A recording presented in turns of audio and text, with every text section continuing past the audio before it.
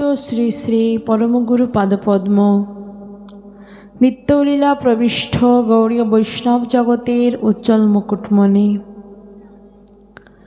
নিত্যানন্দ বংশের চতুর্দশ বংশ অবতংশ নিত্যানন্দ বংশের কুলতিলক প্রভুপাদ শ্রী শ্রীল ৭৮০৩ কোটি গোস্বামী মহারাজের রাতুল চরণ বন্দনা করছে এবং মোদীয় শ্রী গুরুপাদ পদ্ম শ্রীধাম বৃন্দাবন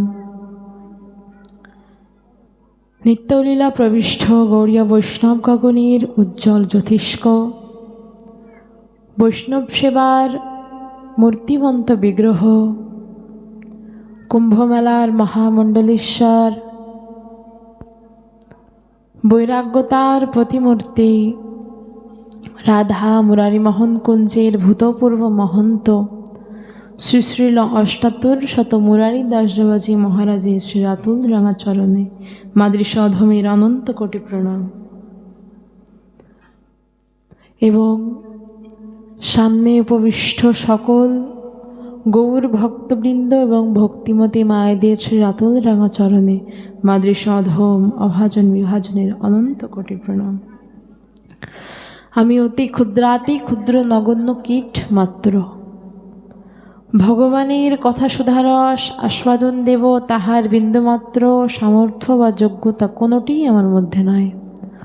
যদি শ্রী গুরুদেব এবং শ্রী গুরুবর্গগণ তাদের শ্রীচরণে এই অধমকে স্থান প্রদানপূর্বক কৃপাকণা সঞ্চারিত করেন এবং আপনাদের মতো নিষ্কিঞ্চন সজ্জন যদি আপনাদের শ্রীচরণে স্থান দিয়ে কৃপাকণা সঞ্চারিত করেন তবে অবশ্যই হরিকথা আস্বাদন সম্ভব হবে। তাই আপনাদের শ্রীচরণে আমার এই বিনীত প্রার্থনা রইল। ওম নমো ভগবতে বাসুদেবায় অনর্পিতো চরিম চিরাৎ করুণায় অবতীর্ণ কলো সমর্পয়িতুমুন্নত উজ্জ্বলরসম স্বভক্তিশ্রেয়ম হরিপুরট সুন্দর দূতে কদম্ব সন্দীপিত সদা হৃদয় কন্দরে স্ফুরত বাসচিনন্দন।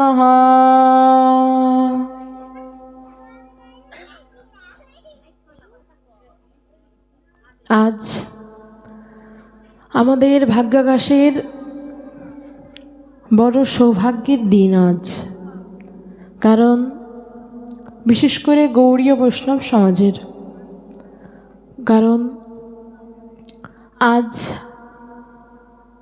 এই একটি তিথিতে দুইটি বিশেষ মহিমান্বিত তিথি সম্পর্কিত রয়েছে। কি না, প্রথমটি হচ্ছে সকলের চিরচরায়িত, সকলেই আমরা জানি যে আজ মহাশিবরাত্রি ব্রত। গৌড়ীয় বৈষ্ণবের জীবনের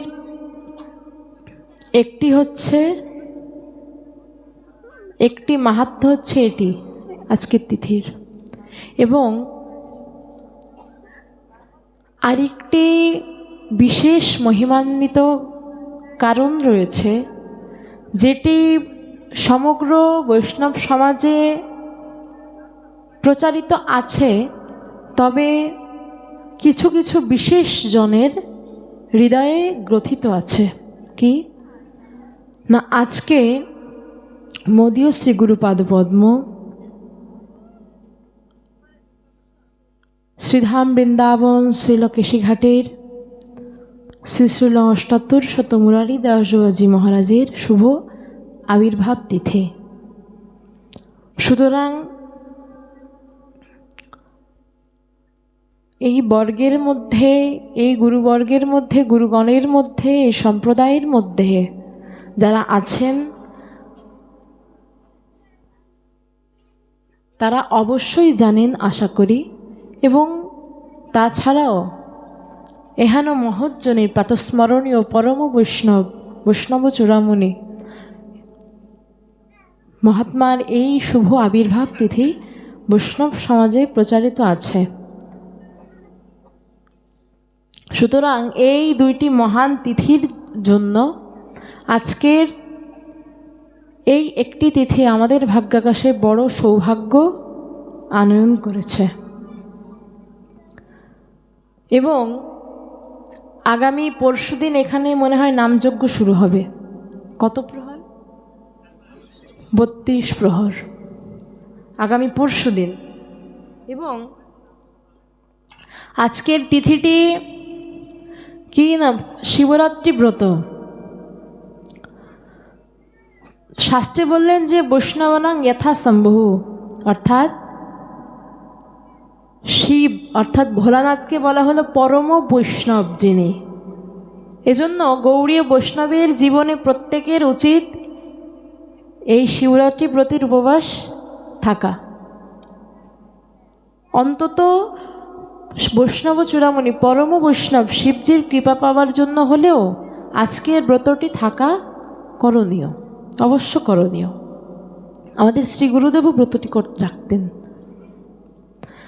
এবং এই শিবজি মহারাজ আমাদের জন্য, কলিহত জীবের জন্য কি করলেন, তিনি আমাদের জন্য কি করলেন, তার অবদানটি কি ছিল, সেটি আজকে আমাদের আলোচ্য বিষয়, আস্বাদ্য তত্ত্ব।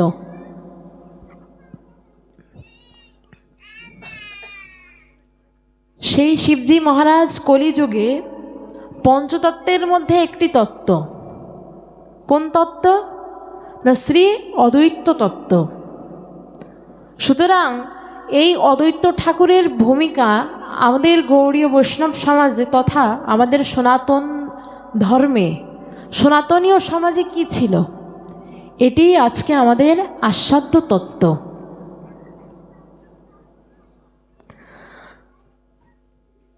মহাপ্রভু তার অনবদ্য অবদানে তিনি এক অপূর্ব আলোকশিখার আনয়ন করেছিলেন। আমাদের কলিযুগের যিনি যুগাবতার, প্রেমধর্মের প্রচারক যিনি শ্রীকৃষ্ণ চৈতন্য মহাপ্রভু, তিনি এসেছিলেন বা তার আগমনের প্রধানে যিনি ছিলেন তিনি হচ্ছেন অদ্বৈত সুন্দর। অদ্বৈত ঠাকুরের জন্যই কিন্তু মহাপ্রভু আসতে বাধ্য হয়েছিলেন। তিনি এক প্রকার বাধ্য করেছিলেন। কেন? অদ্বৈত ঠাকুর স্বয়ং মহাপ্রভুকে আনবার প্রয়োজনীয়তা কেন পড়ল? সুতরাং অদ্বৈত ঠাকুর বা মহাপ্রভুর এক্ষেত্রে ভূমিকাটি যদি প্রদর্শন করতে হয়, তবে আমাদের প্রাক চৈতন্য যুগে এবং আমাদের সনাতন ধর্মে পূর্ব সময়ে কি পরিণতি ছিল সেটি সম্বন্ধে আমাদেরকে কিঞ্চিত পরিমাণ হলেও অবগত হতে হবে। আমাদের সনাতন ধর্মে বহু প্রচারক, বহু মুনি ঋষি, বহু মহাত্মাজন এসেছিলেন। কেন?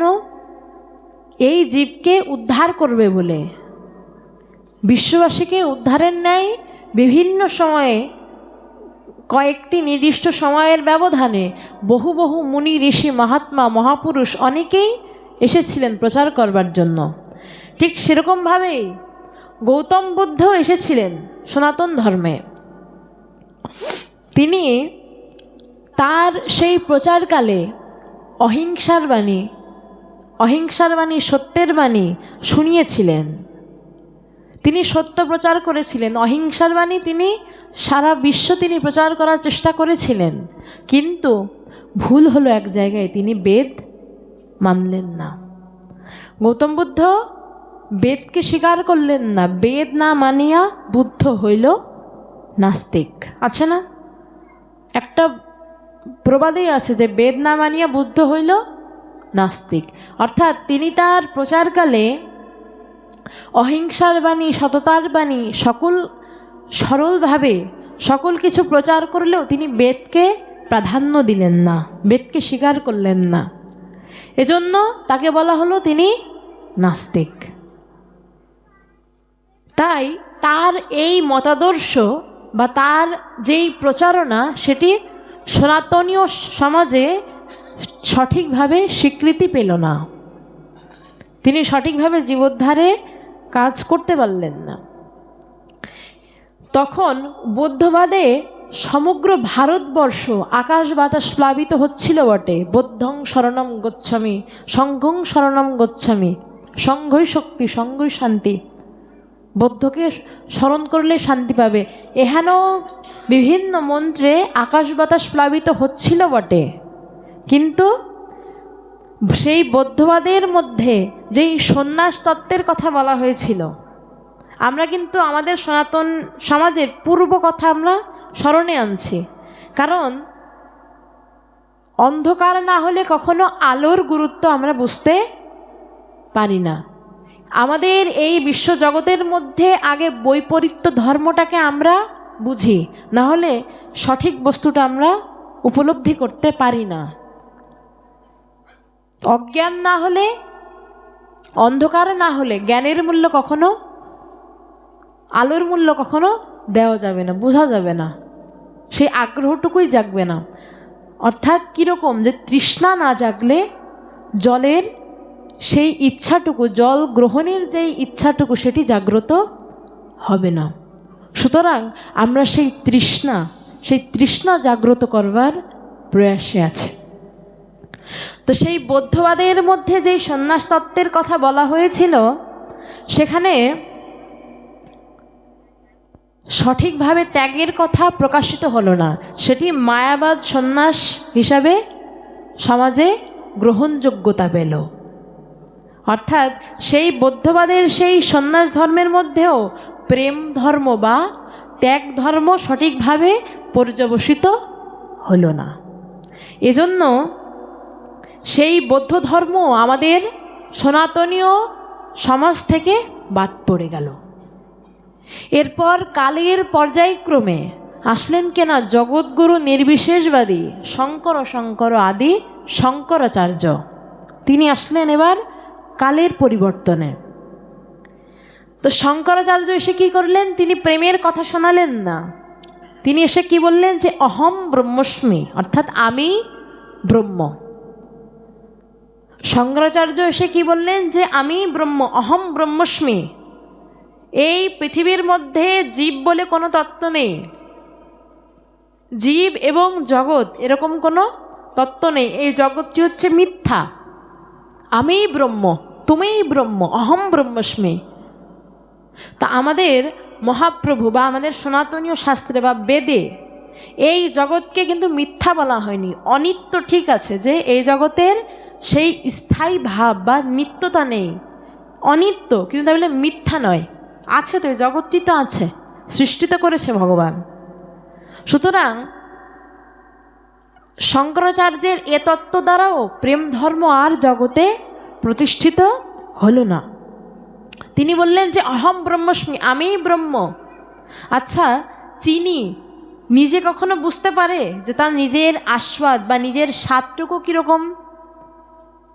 বা পদ্মের বুকে তো মধু থাকে, কিন্তু পদ্ম কি কখনো সেই মধুর আস্বাদ গ্রহণ করতে পারে? একমাত্র যখন কোনো মধুমক্ষিকা বা যখন ভ্রমর গিয়ে সেই পদ্মের বক্ষ থেকে সেই মধুটি আহরণ করে, তখনই সেটি সে আস্বাদ পায়। চিনি কখনো তার নিজের মিষ্টতা ধর্ম সে উপলব্ধি করতে পারবে না। যখন একজন সেই চিনিকে সেবন করবে, তখনই সেই চিনির মিষ্টতা ভাব সে অনুভব করতে পারবে, আস্বাদন করতে পারে। ঠিক সেরূপভাবে যদি আমি ব্রহ্ম হয়ে যায়, কিরূপ না, এখানে শাস্ত্র আমাদেরকে 5 প্রকার মুক্তির কথা বলেছেন। তন্মধ্যে একটি মুক্তি হচ্ছে কি? ব্রহ্ম সাযুজ্য মুক্তি। তো ব্রহ্ম সাযুজ্য মুক্তি বলতে কি না, ব্রহ্মের সঙ্গে লীন হয়ে যাওয়া। অর্থাৎ আমার মধ্যে যেই জীবাত্মাটুকু আছে, পরমাত্মার একটি অংশবিশেষ আমার মধ্যে বিরাজমান অবস্থায় আছে, এই জীবাত্মাটি জীবন অবসানের পরে পরমাত্মার সাথে গিয়ে লীন হয়ে যাবে। এটি হচ্ছে কি? ব্রহ্ম সাযুজ্য মুক্তি। আচ্ছা, একটি পুকুরের জল যখন বাষ্পযোগে, অর্থাৎ সূর্যের তাপে সেই পুকুরের জলটি শুকিয়ে বাষ্প হয়ে গেল, তো এবার বাষ্পে বাষ্পে ঘর্ষণের ফলে সমুদ্রের উপরে বৃষ্টিযোগে যদি পতিত হয়, তাহলে সেটিকে কি পুকুরের জল বলবো নাকি সমুদ্রের জল বলবো?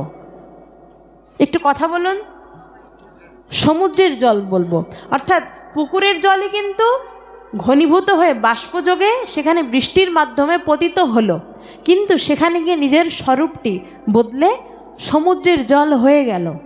ঠিক সেরূপভাবে যদি আমার মধ্যে এই জীবাত্মাটি পরমাত্মার সঙ্গে লীন হয়ে যায়, ব্রহ্মের সঙ্গে যদি লীন হয়ে যায়, তাহলে কি আর আমার স্বাতন্ত্র্যবোধ থাকলো? তখন কি আমার আর আলাদা যেই স্বতন্ত্র জীবাত্মা সেটি আর থাকলো না।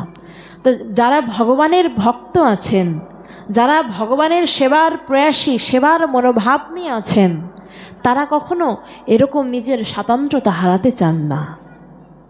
তারা কখনো নিজেদের এই স্বাতন্ত্র্যতা হারাতে চান না, কারণ যদি স্বতন্ত্রতা হারিয়ে যায় তবে ভগবানের সেবা থেকে বঞ্চিত হয়ে যেতে হয়।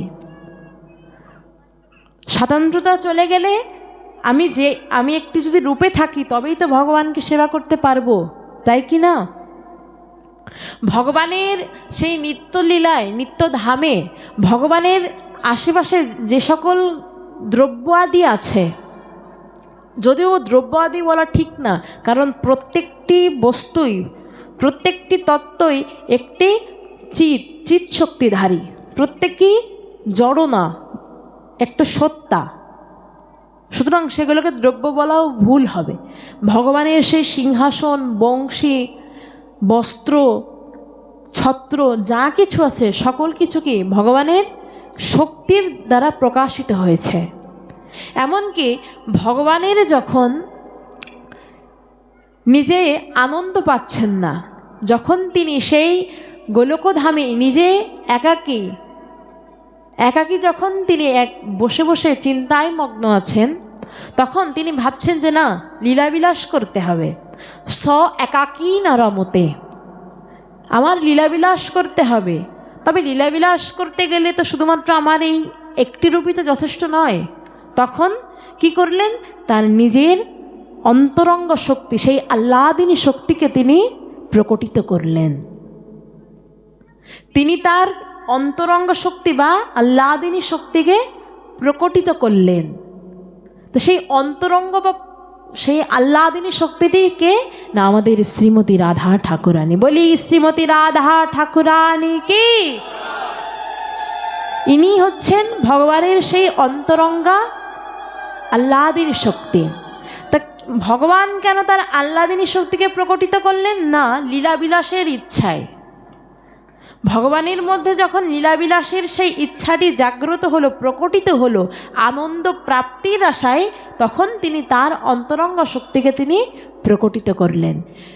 অর্থাৎ যদি ভক্তের মধ্যে স্বকীয়তা ভাব, স্বতন্ত্রতা বোধ না থাকে, ভগবানের সেবায় সে কখনো অধিকারী হবে না। এজন্য যারা ভগবানের ভক্ত আছেন তারা কখনোই চান না যে নিজের স্বাতন্ত্রতা বোধ হারাতে।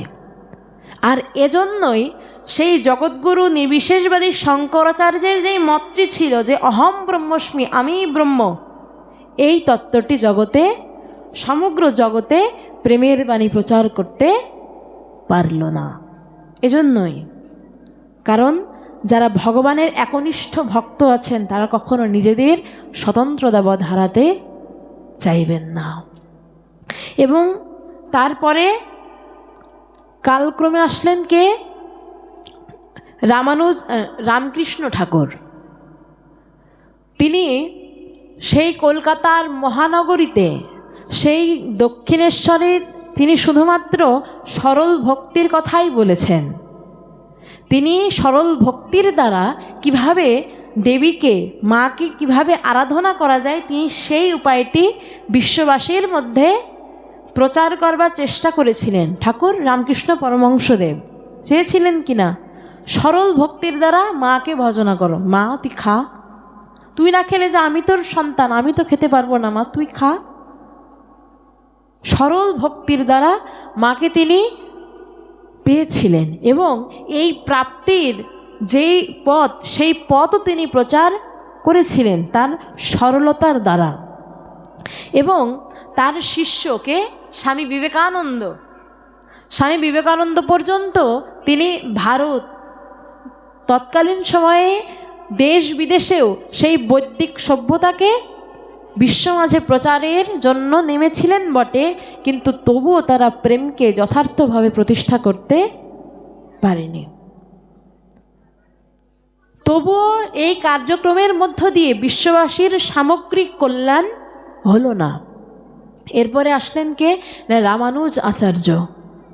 রামানুজ আচার্য ভক্তির 4 আচার্যগণ এলেন।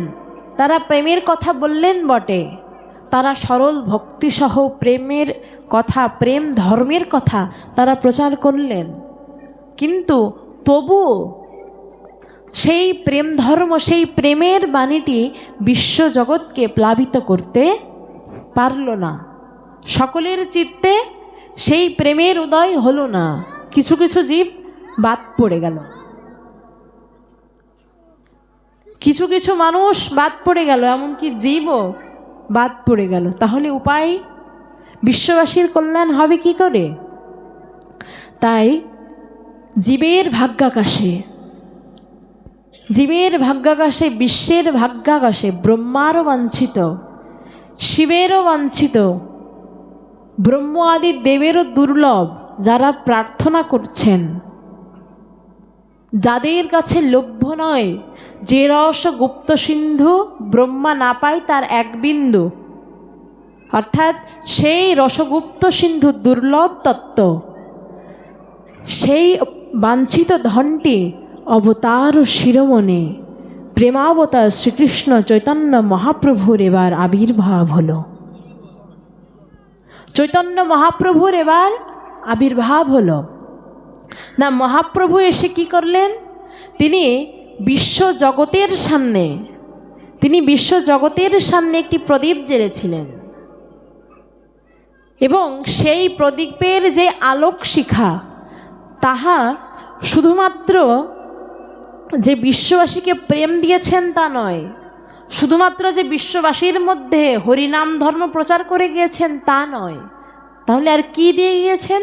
বললেন শিব আদি দেবেরও দুর্লভ, ব্রহ্ম আদি দেবেরও বাঞ্ছিত যে ধন ব্রজপ্রেম, সেই মাধুর্য প্রেম, বৃন্দাবনের সেই মাধুর্য প্রেমকে তিনি আচণ্ডালে বিতরণ করে দিয়ে গিয়েছেন। মহাপ্রভু এই একই প্রদীপ প্রজ্বলনের মাধ্যমে এরূপ বিবিধ কল্যাণ তিনি একই সাথে সমষ্টিগতভাবে তিনি করলেন। ইহাই ছিল মহাপ্রভুর সেই অনবদ্য অবদান, যা জীবের ভাগ্যাকাশে এর আগে কোনো যুগের কোনো ভক্তরা, কোনো জীব, কোনো মানুষ কখনো পায়নি। মহাপ্রভুকে বলা হয় কি? প্রেম পুরুষোত্তম। ত্রেতা যুগে শ্রী রামচন্দ্র ভগবানকে কি বলা হতো? না, মর্যাদা পুরুষোত্তম। কেন? কারণ ত্রেতা যুগে শ্রী রামচন্দ্র ভগবান মর্যাদাকে তিনি প্রাধান্য দিয়েছিলেন, মর্যাদাকে তিনি সর্বোচ্চ স্থানে প্রতিষ্ঠিত করেছিলেন বলে তার উপাধি কি? না, মর্যাদা পুরুষোত্তম। এবং দ্বাপর যুগে ভগবান শ্রীকৃষ্ণকে কি বলা হয়েছিল? লীলা পুরুষোত্তম। কেন? কারণ সেখানে ভগবানের বিবিধ প্রকার লীলা ছিল, বিবিধ প্রকার লীলা, এবং সেখানে লীলাটি ছিল কি? প্রাধান্যে, উচ্চ স্থানে অধিষ্ঠিত। এজন্য ভগবান শ্রীকৃষ্ণকে বলা হতো কি? লীলা পুরুষোত্তম। এবং এই কলিযুগের মানুষকে উদ্ধারের জন্য, এই কলিহত জীবকে উদ্ধারের জন্য মহাপ্রভু যে নাম প্রেম বন্যার যেই প্লাবন বা যেই প্লাবিত করল বিশ্ববাসীকে, যেই নামের বন্যায়, এজন্য মহাপ্রভুর নাম হলো প্রেম পুরুষোত্তম মহাপ্রভু। প্রেম পুরুষোত্তম, প্রেমের ঠাকুর, দয়ার ঠাকুর, কারুণ্যের ঠাকুর। মহাপ্রভুর মতন এতটা করুণা, এতটা দৈন্যতা নিয়ে এর আগে অন্য যুগে কোনো অবতার বা কোনো ভগবান আসেনি। মহাপ্রভুই প্রথম জীবের ভাগ্যাকাশে। এজন্য বললেন যে রস গুপ্ত সিন্ধু ব্রহ্মা না পায় তার 1 বিন্দু, সেই রস বিলাইল সংসারে। কি আশ্চর্যের কথা, যে রসগুপ্ত সিন্ধু ব্রহ্মা না পায় তার এক বিন্দু, কি বললেন, ব্রহ্মা তার এক বিন্দুও পাচ্ছে না। ব্রহ্মা সৃষ্টিকর্তা ব্রহ্মা, তাই না? আমরা তো মনে করি যে দেবতা মানেই কি আমাদের থেকে অনেক উচ্চ স্থানে, তাই না, উচ্চ আসনে তারা অধিষ্ঠিত, তাহলে তাদের কাছে অপ্রাপ্তির তো কোনো কিছু থাকতে পারে না, পারে কি? কিন্তু বললেন কি, যে রসগুপ্ত সিন্ধু ব্রহ্মা না পায় তার এক বিন্দু, ব্রহ্মাও তার এক বিন্দু কণা পেলেন না, অথচ সেই রস বিলাইল সংসারে, এই সংসারের মধ্যে আচণ্ডালে বিনিময় করে দিল। ইহাও সম্ভব? মহাপ্রভু বললেন সম্ভব। এই কলিহত জীবের জন্য তাহা আমি সম্ভব করে দিলাম। মহাপ্রভুর মতন এমন করে জগতে কেউ প্রেম প্রতিষ্ঠা করতে পারেনি। মহাপ্রভু তার পার্ষদ সহকারে এসে যেভাবে প্রেমকে, প্রেম ধর্মকে যেভাবে প্রতিষ্ঠিত করে দিয়ে গিয়েছেন, এহেনভাবে কোনো মহাপুরুষ বা পূর্ব যুগে কোনো অবতারও তা প্রচার করতে পারেনি। সমগ্র বৈদিক সভ্যতার আলোকে একথা আজ বিশ্ব স্বীকৃত যে চৈতন্য দেবের যেই প্রেমধর্ম প্রচার, যে হরিনাম প্রেমবন্যার যে প্রচার, এরকম করে বিশ্ববাসীর মধ্যে কেউ প্রচার করেন, এটা বিশ্ব স্বীকৃত। এত করুণার ঠাকুর, এত দয়ার ঠাকুর এ যাবৎকালে আর কেউ আসেনি। আচ্ছা, আকাশে চাঁদ তো একটি, তাই না? চাঁদ তো দুইটা হয় না, চাঁদ একটি, কিন্তু সেই তৃতীয়া এবং চতুর্থী বা মাঝামাঝি সময়ের যেই চন্দ্রোদয় এবং পূর্ণিমা তিথিতে যেই চন্দ্রোদয়টি হয়, দুটোই কি সমান হয়? তো দুই সময়ে দুই তিথিতে চাঁদকে কি একই রকমভাবে দেখা যায়, বা চাঁদের যেই মহিমা বা গুণগুলো সম্পূর্ণরূপে কি দেখা যায়? তৃতীয়া বা চতুর্থী যেই তিথিতে চাঁদ উঠলেও সেখানে চাঁদের সেই পূর্ণ শশীকলাগুলো সুবিন্যস্তভাবে প্রস্ফুটিত হয় না। এমনকি তখন সেই চাঁদের স্নিগ্ধ কিরণের আকর্ষণে সমুদ্রের জল আন্দোলিত হয় না, সমুদ্রকেও আকর্ষণ করে না। কিন্তু যখন পূর্ণিমা তিথিতে যখন চাঁদ ওঠে, তখন তার পূর্ণ শশীকলা সে বিস্তার করে এবং তখন সেই স্নিগ্ধ কিরণমালার দ্বারা সমুদ্রের জল অবধি আকর্ষিত হয়। ঠিক সেরূপভাবেই পূর্ব যুগে ভগবানের বিশেষ বিশেষ লীলা অবতার, অংশ অবতার, আবেশ অবতার এসেছেন বটে, তারা ঠিক সেই আকাশে উদিত তৃতীয়া চতুর্থী বা অন্যান্য সময়ে চাঁদের মতন। এবং কলিহত জীবের ভাগ্যাকাশে যে চৈতন্য মহাপ্রভুর উদয়, শাস্ত্র বললেন ইহা যেন পূর্ণ শশীকলা সেই চাঁদের উদয় হয়েছে। এবার জীবের ভাগ্যাকাশে এবার সেই চাঁদের উদয় হয়েছে, পূর্ণ শশীকলা। আচ্ছা, মহাপ্রভু আসবার কি প্রয়োজনীয়তা ছিল?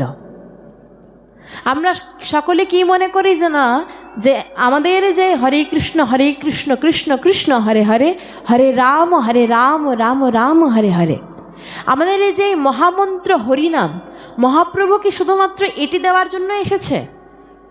মহাপ্রভু কি আমাদের মধ্যে এই নামটুকু প্রচার করবার জন্য এসেছে? আমরা যে বলছি যে মহাপ্রভু আসার পিছনে বিশেষ কারণ ছিল,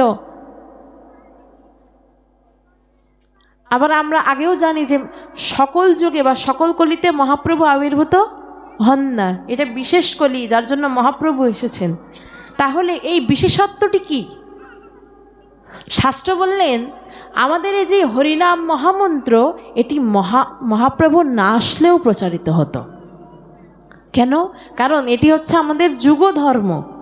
যুগধর্ম অর্থাৎ কি? সেই যুগে এই যুগধর্ম আচরণের দ্বারাই মানুষ জীব উদ্ধার হবে। যেরূপ সত্যযুগে কি ছিল? ধ্যান। এবং ত্রেতা যুগে যজ্ঞ, দ্বাপরে অর্চনা মার্গ বা পরিচর্যা মার্গ, এবং কলিতে হচ্ছে নাম সংকীর্তন। অর্থাৎ এগুলো হচ্ছে যুগধর্ম, যুগের প্রবাহে এগুলো আসবেই। সুতরাং যদি মহাপ্রভু নাও আসতো, তবুও এই যুগধর্ম নাম প্রেম বিতরণ করা হতো। তাহলে মহাপ্রভু আসবার বিশেষত্বটি কি? বললেন মহাপ্রভু আসবার একটি বিশেষত্ব আছে, যা আমরা ইতিমধ্যে আলোচনা করেছি, যে মহাপ্রভু একটি প্রদীপ শিখা প্রজ্বলন করেছেন বটে, কিন্তু এই প্রদীপ শিখার দ্বারা তিনি একদিকে যেরূপ হরিনাম প্রেম, হরিনামকে যেরূপ তিনি প্রচার করেছেন, তার সঙ্গে আরেকটি জিনিস তিনি প্রচার করেছেন, সেটি হলো ব্রজপ্রেম, মাধুর্য প্রেম। এই ব্রজপ্রেমকে তিনি প্রচার করেছেন। তা সেই ব্রজপ্রেমটি কখন প্রচার করলো? আবার দেখলাম না তো, মহাপ্রভু তো শুধুমাত্র নামই প্রচার করেছে, তাই না? তো ব্রজপ্রেম কখন প্রচার করলো? তো শীতকালীন সময়ে সাধারণত মায়েরা পিঠাপুলি উৎসবের মধ্যে একটি বিশেষ পিঠা, যার মধ্যে পুর দেওয়া হয়, পুলি পিঠা বলা হয় অনেক জায়গায়। তো সেই পুলি পিঠার মধ্যে যে পুরটি থাকে, সেটি কি বাইরে থেকে দেখা যায়? সেটি কখন আস্বাদ পাওয়া যায়? যখন সেই পিঠাটি আস্তে আস্তে সেবন করতে করতে যখন মাঝ অবধি যাওয়া যায়, সেই পুর অবধি যখন পৌঁছানো হয়, তখনই বোঝা যায় যে এই পিঠের মধ্যে বিশেষ কিছু একটা ছিল। প্রথমে কিন্তু সেটি উপলব্ধি করা যায় না। তো মহাপ্রভু জানেন যে এই কলিহত জীবের অত সময় নেই যে প্রথমে একবার নাম গ্রহণ করবে, পরে আর একবার প্রেম গ্রহণ করবে। এত সময় কলিহত জীবের নেই, ধৈর্যও নেই। তাহলে কি হবে? তারা কি বঞ্চিত হবে? না। তিনি কি করলেন না, এই নামের মধ্যেই তিনি প্রেমকে মিশ্রিত করে দিলেন সেই পুলি পিঠার ন্যায়। তা প্রেম কখন পাবে? বললে নাম করতে করতে করতে করতে অভ্যাস যোগের দ্বারা নাম করতে করতে যখন হৃদয় যখন পরিশুদ্ধ হয়ে যাবে, তখন সেই শুদ্ধ হৃদয়ে তখন প্রেমের বীজ অঙ্কুরিত হবে। এটাই হচ্ছে সেই মহাপ্রভুর মহাবদন্যতা, মহাবিশেষত্ব। মহাপ্রভু এসে কি করলেন? বহুদিনের মানুষের সেই সকল্পিত মনোকল্পিত জড় যে ইন্দ্রিয় সুখের জন্য ধর্মের যে বিধি ব্যবস্থা ছিল, তাহা ছিল মরা গঙ্গার ন্যায়। অর্থাৎ মরা গঙ্গা, অর্থাৎ যখন কোনো নদীকে কখন মরা বলা হয়? যখন সেই নদীতে কোনো প্রকার স্রোত আর প্রবাহিত হয় না। তা আমাদের প্রাক চৈতন্য সংবাদে, অর্থাৎ চৈতন্য মহাপ্রভু আসার পূর্বে আমাদের সনাতন ধর্মে যেই ইতিহাস বা যেই সমাজ ব্যবস্থাটি ছিল, শাস্ত্র সেটিকে বললেন কি না, মরা গঙ্গার মতো, মরা গঙ্গার মতো। তৎকালীন সময়ে যেই ধর্ম ব্যবস্থা ছিল, সেটি হচ্ছে মানুষের সকল্পিত মনোকল্পিত। অর্থাৎ নিজে নিজেই ধর্ম বানালাম, নিজে নিজেই ধর্মকে ত্যাগ করলাম, এরকম ছিল সহজ ভাষায়। শুকনো মরা গাঙের মতন। তো মহাপ্রভু তার সেই হরিনাম দৈন্য কাতরতা, সেই প্রেম বন্যায় তিনি ডেকে দিলেন। তিনি যেই হরিনাম মহামন্ত্র আনলেন, তিনি সেই হরিনামের মধ্যে বিভিন্ন রাগিনীর দ্বারা, সুরের দ্বারা মিশ্রিত করে সেই মানুষের মধ্যে বহু জন্মের দ্বারা সেই বিষয়দগ্ধ সেই হৃদয়ের মধ্যে সেই মরা গঙ্গের মধ্যে প্রবাহিত করলেন সেই হরিনাম নামপ্রেম বন্যা। এবং এই হরিনাম প্রেমী জীবের হৃদয়ে সেই বন্যার প্লাবনের ন্যায় আবার স্রোতের মতো প্রবাহিত হতে শুরু করলো আবার। এটিই ছিল মহাপ্রভুর সেই বদান্যতা, মহাপ্রভুর সেই অনবদ্য অবদান। এবং আমাদের যেই পূর্ব যুগে যে সকল অবতারগণ আছেন, তারা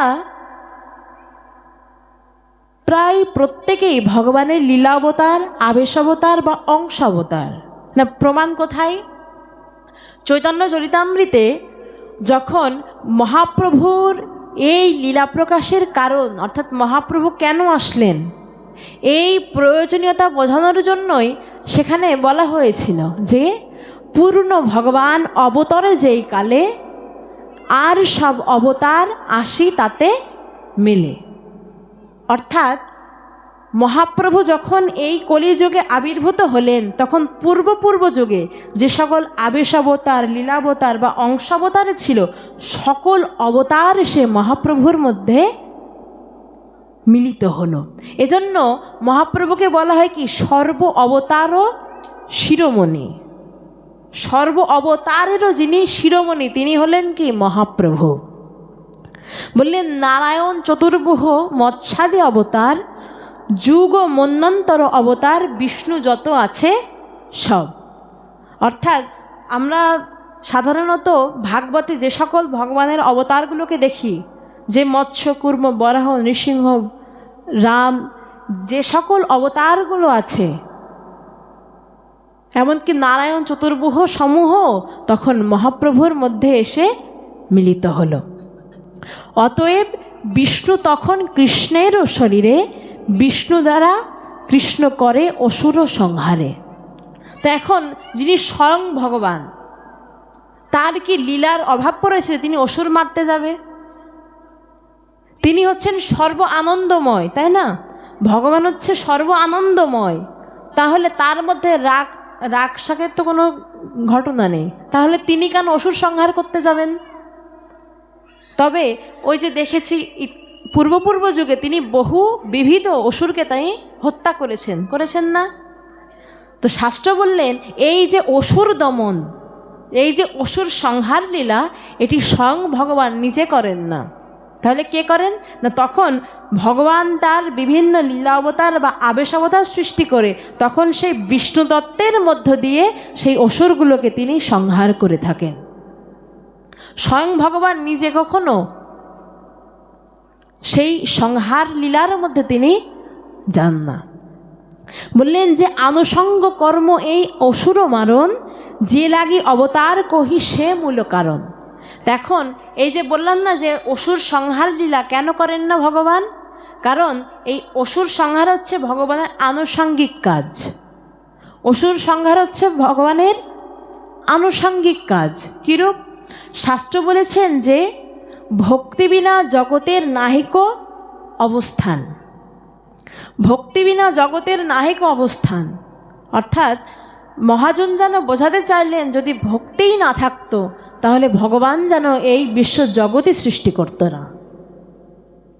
তাহলে প্রশ্ন উঠতে পারে যে যদি ভগবান শুধুমাত্র তার ভক্তি এবং ভক্তের জন্যই যদি এই বিশ্ব চরাচর সৃষ্টি করে থাকবেন, তাহলে সেখানে আমার মতো অভক্ত কি করছে? সেখানে তার ভক্ত ছাড়া আমার মতো দুরাচারী পাপিষ্ঠা কেন রয়েছে? প্রশ্ন আসতে পারে। আবার যখন সেই প্রলয় শরীরে সমগ্র সৃষ্টি যখন ধ্বংস হয়ে যায়, নিমজ্জিত হয়ে যায়, তার পরবর্তীতে আবার কেন বিশ্ব চরাচর সৃষ্টি করে ভগবান? প্রশ্ন আসে কি না? যখন সৃষ্টি আছে তখন না হয় ভক্তের বিভিন্ন মনোবাসনা পূরণ করবার জন্য ভগবান আরও সৃষ্টিকে তিনি বিস্তার করেন, কিন্তু যখন সকল কিছু প্রলয় হয়ে যায়, ধ্বংস হয়ে যায়, তখন কেন আবার সৃষ্টি করেন? ভগবান এবার বলছেন যে যখন সেই প্রলয় সলিলে নিমজ্জিত অবস্থায় বা সমগ্র বিশ্বব্রহ্মাণ্ড যখন ধ্বংস হচ্ছে, তখন কোনো ব্যক্তি বা কোনো জীব যদি সেই প্রলয় শরীরে নিমজ্জিত থাকা অবস্থায় যদি মনে মনে যদি একবার ভাবে যে হে প্রভু, আমি আমার জীবনকালে কখনো তোমার ভজনা করতে পারিনি, আমি আমার এই দেহাবশে কখনো তোমার ভজনা, তোমার সাধন একটু পর্যন্ত আমি তোমার পূজার্চনা অবধি করতে পারিনি, আজ আমার দেহের অন্তিম সময়, এই অন্তিম সময়ে জানি না আর কতটুকু সময় পাবো, কিন্তু তোমার চরণে আমার মনকে নিবিষ্ট করে একটি প্রার্থনাই করব, প্রভু তোমার সেবার জন্য একটা মাত্র সুযোগ যদি পারো আমায় দিও। ভগবান বললেন সেই প্রলয় শরীরে নিমজ্জিত থাকা অবস্থায় যদি কোনো ব্যক্তির মনে এহেন ভাবের জাগ্রত হয়, তখন আমি ওই ভক্তের মনোবাসনা পূরণের জন্য আবার এই বিশ্ব চরাচর সৃষ্টি করে থাকি। তাই বললেন যে ভক্তি বিনা জগতের নাহিক অবস্থান। ভগবান একমাত্র তার ভক্ত এবং ভক্তির জন্যই কিন্তু এই জগৎকে সৃষ্টি করেছেন, প্রতিপালন করছেন। অথচ আমাদের এখনো বোধোদয় হলো না। বললেন যে আনুষঙ্গ কর্ম এই অসুর মারণ, যে লাগি অবতার কহি সে মূল কারণ। প্রেমরস নির্যাস করিতে আস্বাদন, রাগ মার্গ ভক্তি লোকে করিতে প্রচারণ। এবার মূল কারণ যেটি সেটিতে এসেছে যে কি, প্রেমরস নির্যাস করিতে আস্বাদন, রাগমার্গ ভক্তি লোকে করিতে প্রচারণ। অর্থাৎ সেই অসুর সংহার হচ্ছে তার আনুষঙ্গ লীলা, এবং মূল যে লীলা সেটি হচ্ছে এই প্রেমরস নির্যাস। এই প্রেমরস প্রচারণ এবং তার সেই মাধুর্য রাগভক্তি প্রেমকে প্রচারণ, এটি হচ্ছে তার অবতার হয়ে আসার মূল কারণ, সেই বিশেষত্ব কারণ, যেই বিশেষত্বটি আমরা খুঁজেছিলাম। বললেন যে রসিক শেখায় কৃষ্ণ পরম করুণ, এই দুই হেতু এই ইচ্ছার উদ্গম। এই দুটিই ছিল মহাপ্রভু আসবার উদ্দেশ্য, মহাপ্রভু আসবার বিশেষত্ব। সেই দাপর যুগে নন্দনাচার্যের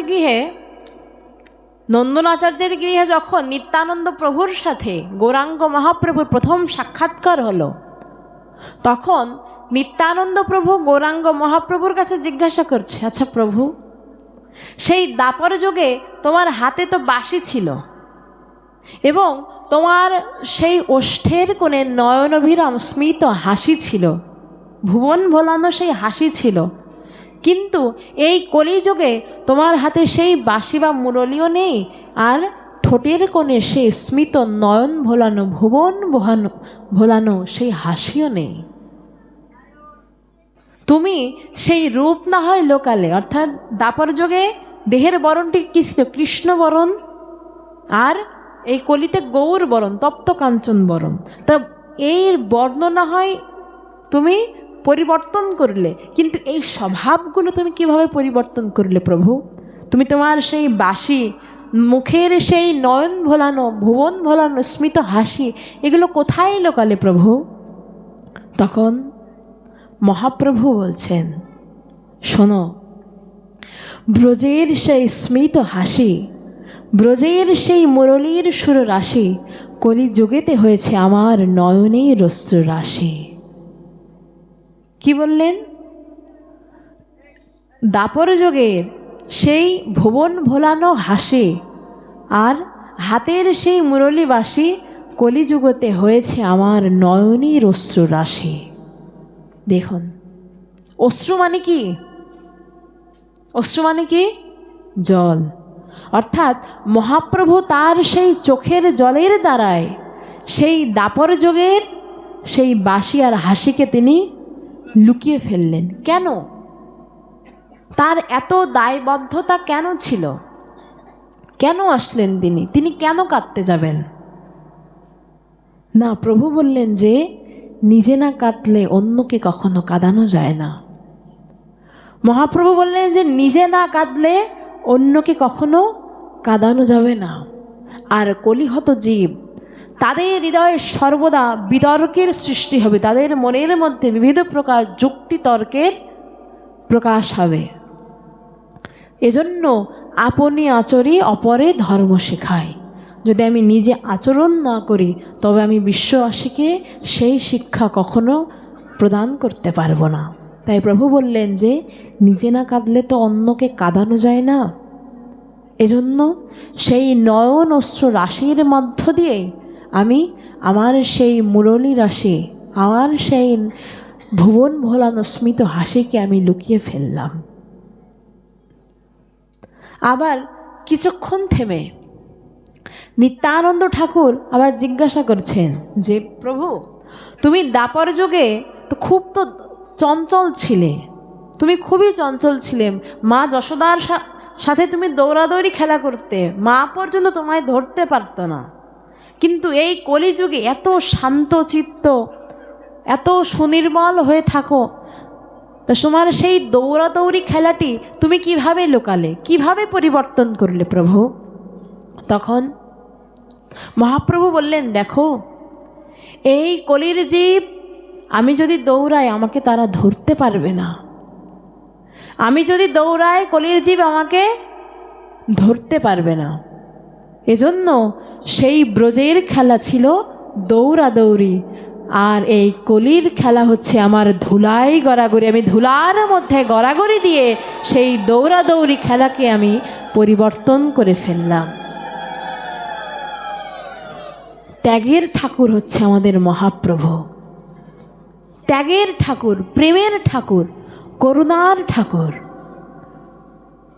তা ভগবান কেন কাঁদবেন? ভগবান কেন কাঁদছেন আমাদের জন্য? ভগবান কেন ধুলাই লোটাবেন? শাস্ত্রে ভগবানকে বললেন কি, ওম পূর্ণমদম পূর্ণমিদম পূর্ণাৎ পূর্ণমুদশ্চতে পূর্ণাস্য পূর্ণমাদায় পূর্ণমেবাবশিষ্যতে। অর্থাৎ ভগবান হচ্ছে পূর্ণ, তার মধ্যে শূন্যস্থানের কোনো স্থান নেই। তিনি সম্পূর্ণটুকুই পূর্ণ, সর্বশক্তিমান। তিনি কি বীজংমং সর্বভূতানাম, তিনি সর্বভূতের মধ্যে তিনি বীজ, তাই না?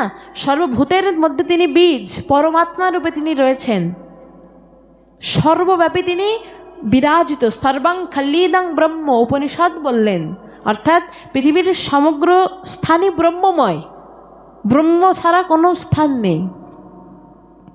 তাহলে এই পূর্ণ ভগবান, সর্বশক্তিমান যে ভগবান, তিনি কেন কাঁদছেন?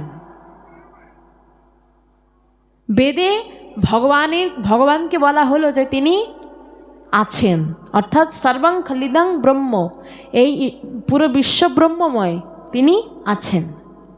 এবং গীতাতে বলা হলো কি না, যদা যদা হি ধর্মস্য গ্লানির্ভবতি ভারত অভ্যুত্থানম অধর্মস্য তদাত্মানম সৃজাম্যহম।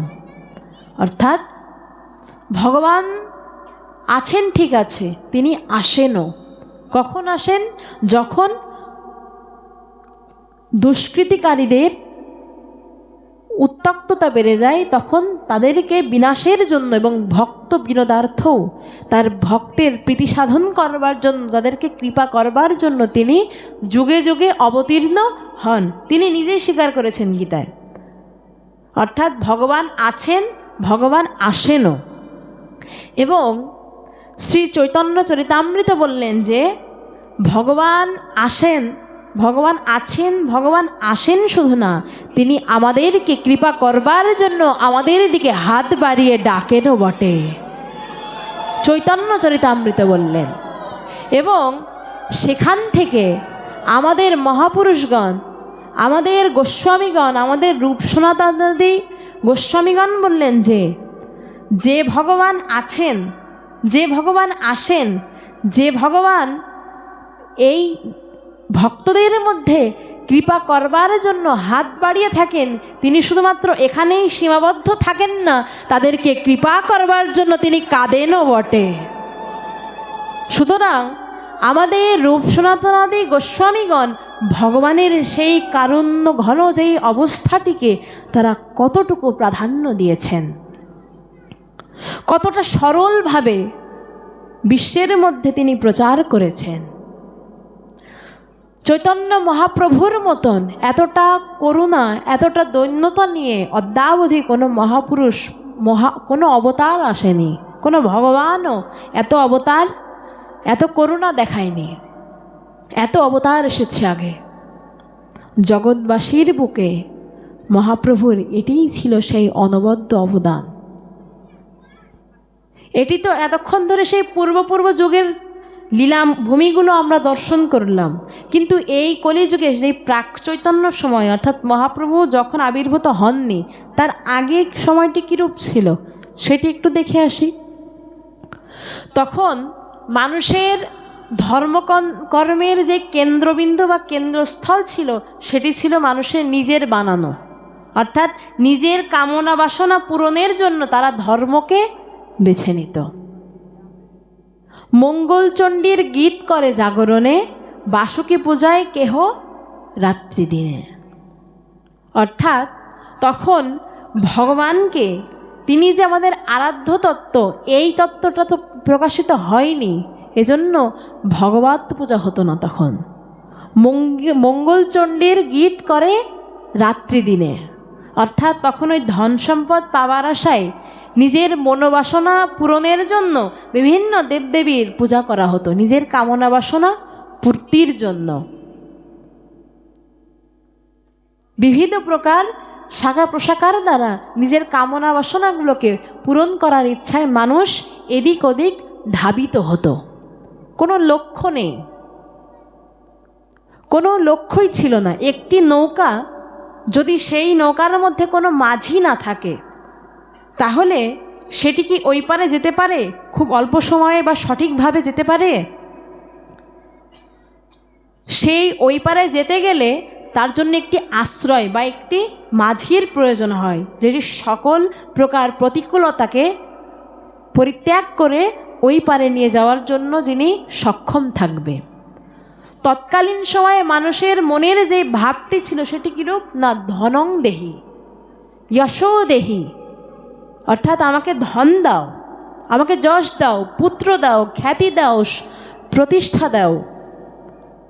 ধনং দেহি যশো দেহি শ্রীং দেহি রূপং দেহি, আমাকে রূপ দাও, আমাকে সুন্দর করে তোলো। অর্থাৎ নিজের কামনা বাসনাগুলোকে পূরণ করবার জন্য তখন বিভিন্ন দেবদেবীর পূজা অর্চনা করা হতো। শাস্ত্রে বলা হয়েছে যে দেবাং যজে দেবাং ভূতম, অর্থাৎ আগে দেবতা হও, পরে দেবতা পূজা করো। এবার কেমন কথা, আমি দেবতা হব কিভাবে? প্রশ্ন আসে না? আমি তো মানুষ, আমি দেবতা হব কিভাবে? দেবতারা কোন গুণে গুণান্বিত? সত্য গুণে গুণান্বিত। আর মানুষ হচ্ছে কি সত্য এবং রজগুণের গুণান্বিত। আর যারা পশু তারা তমগুণের গুণান্বিত। তো এখান থেকে মানুষ যদি সেই রজ এবং তমগুণগুলোকে যদি ত্যাগ করতে পারে, তবেই তারা শুধুমাত্র যদি সত্যগুণগুলোকে নিজের মধ্যে আচরণের দ্বারা প্রতিষ্ঠিত করতে পারে, তবেই সে কি দেবত্বে পরিণত হবে।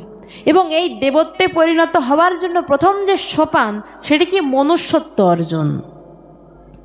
সেটি হচ্ছে কি মনুষ্যত্ব অর্জন। যদি মনুষ্যত্ব অর্জন করা যায়, তবেই দেবত্বকে আলিঙ্গন করা যায়। কিন্তু বর্তমানে আমাদের মধ্যে সেই মনুষ্যত্ব ভাবই নেই।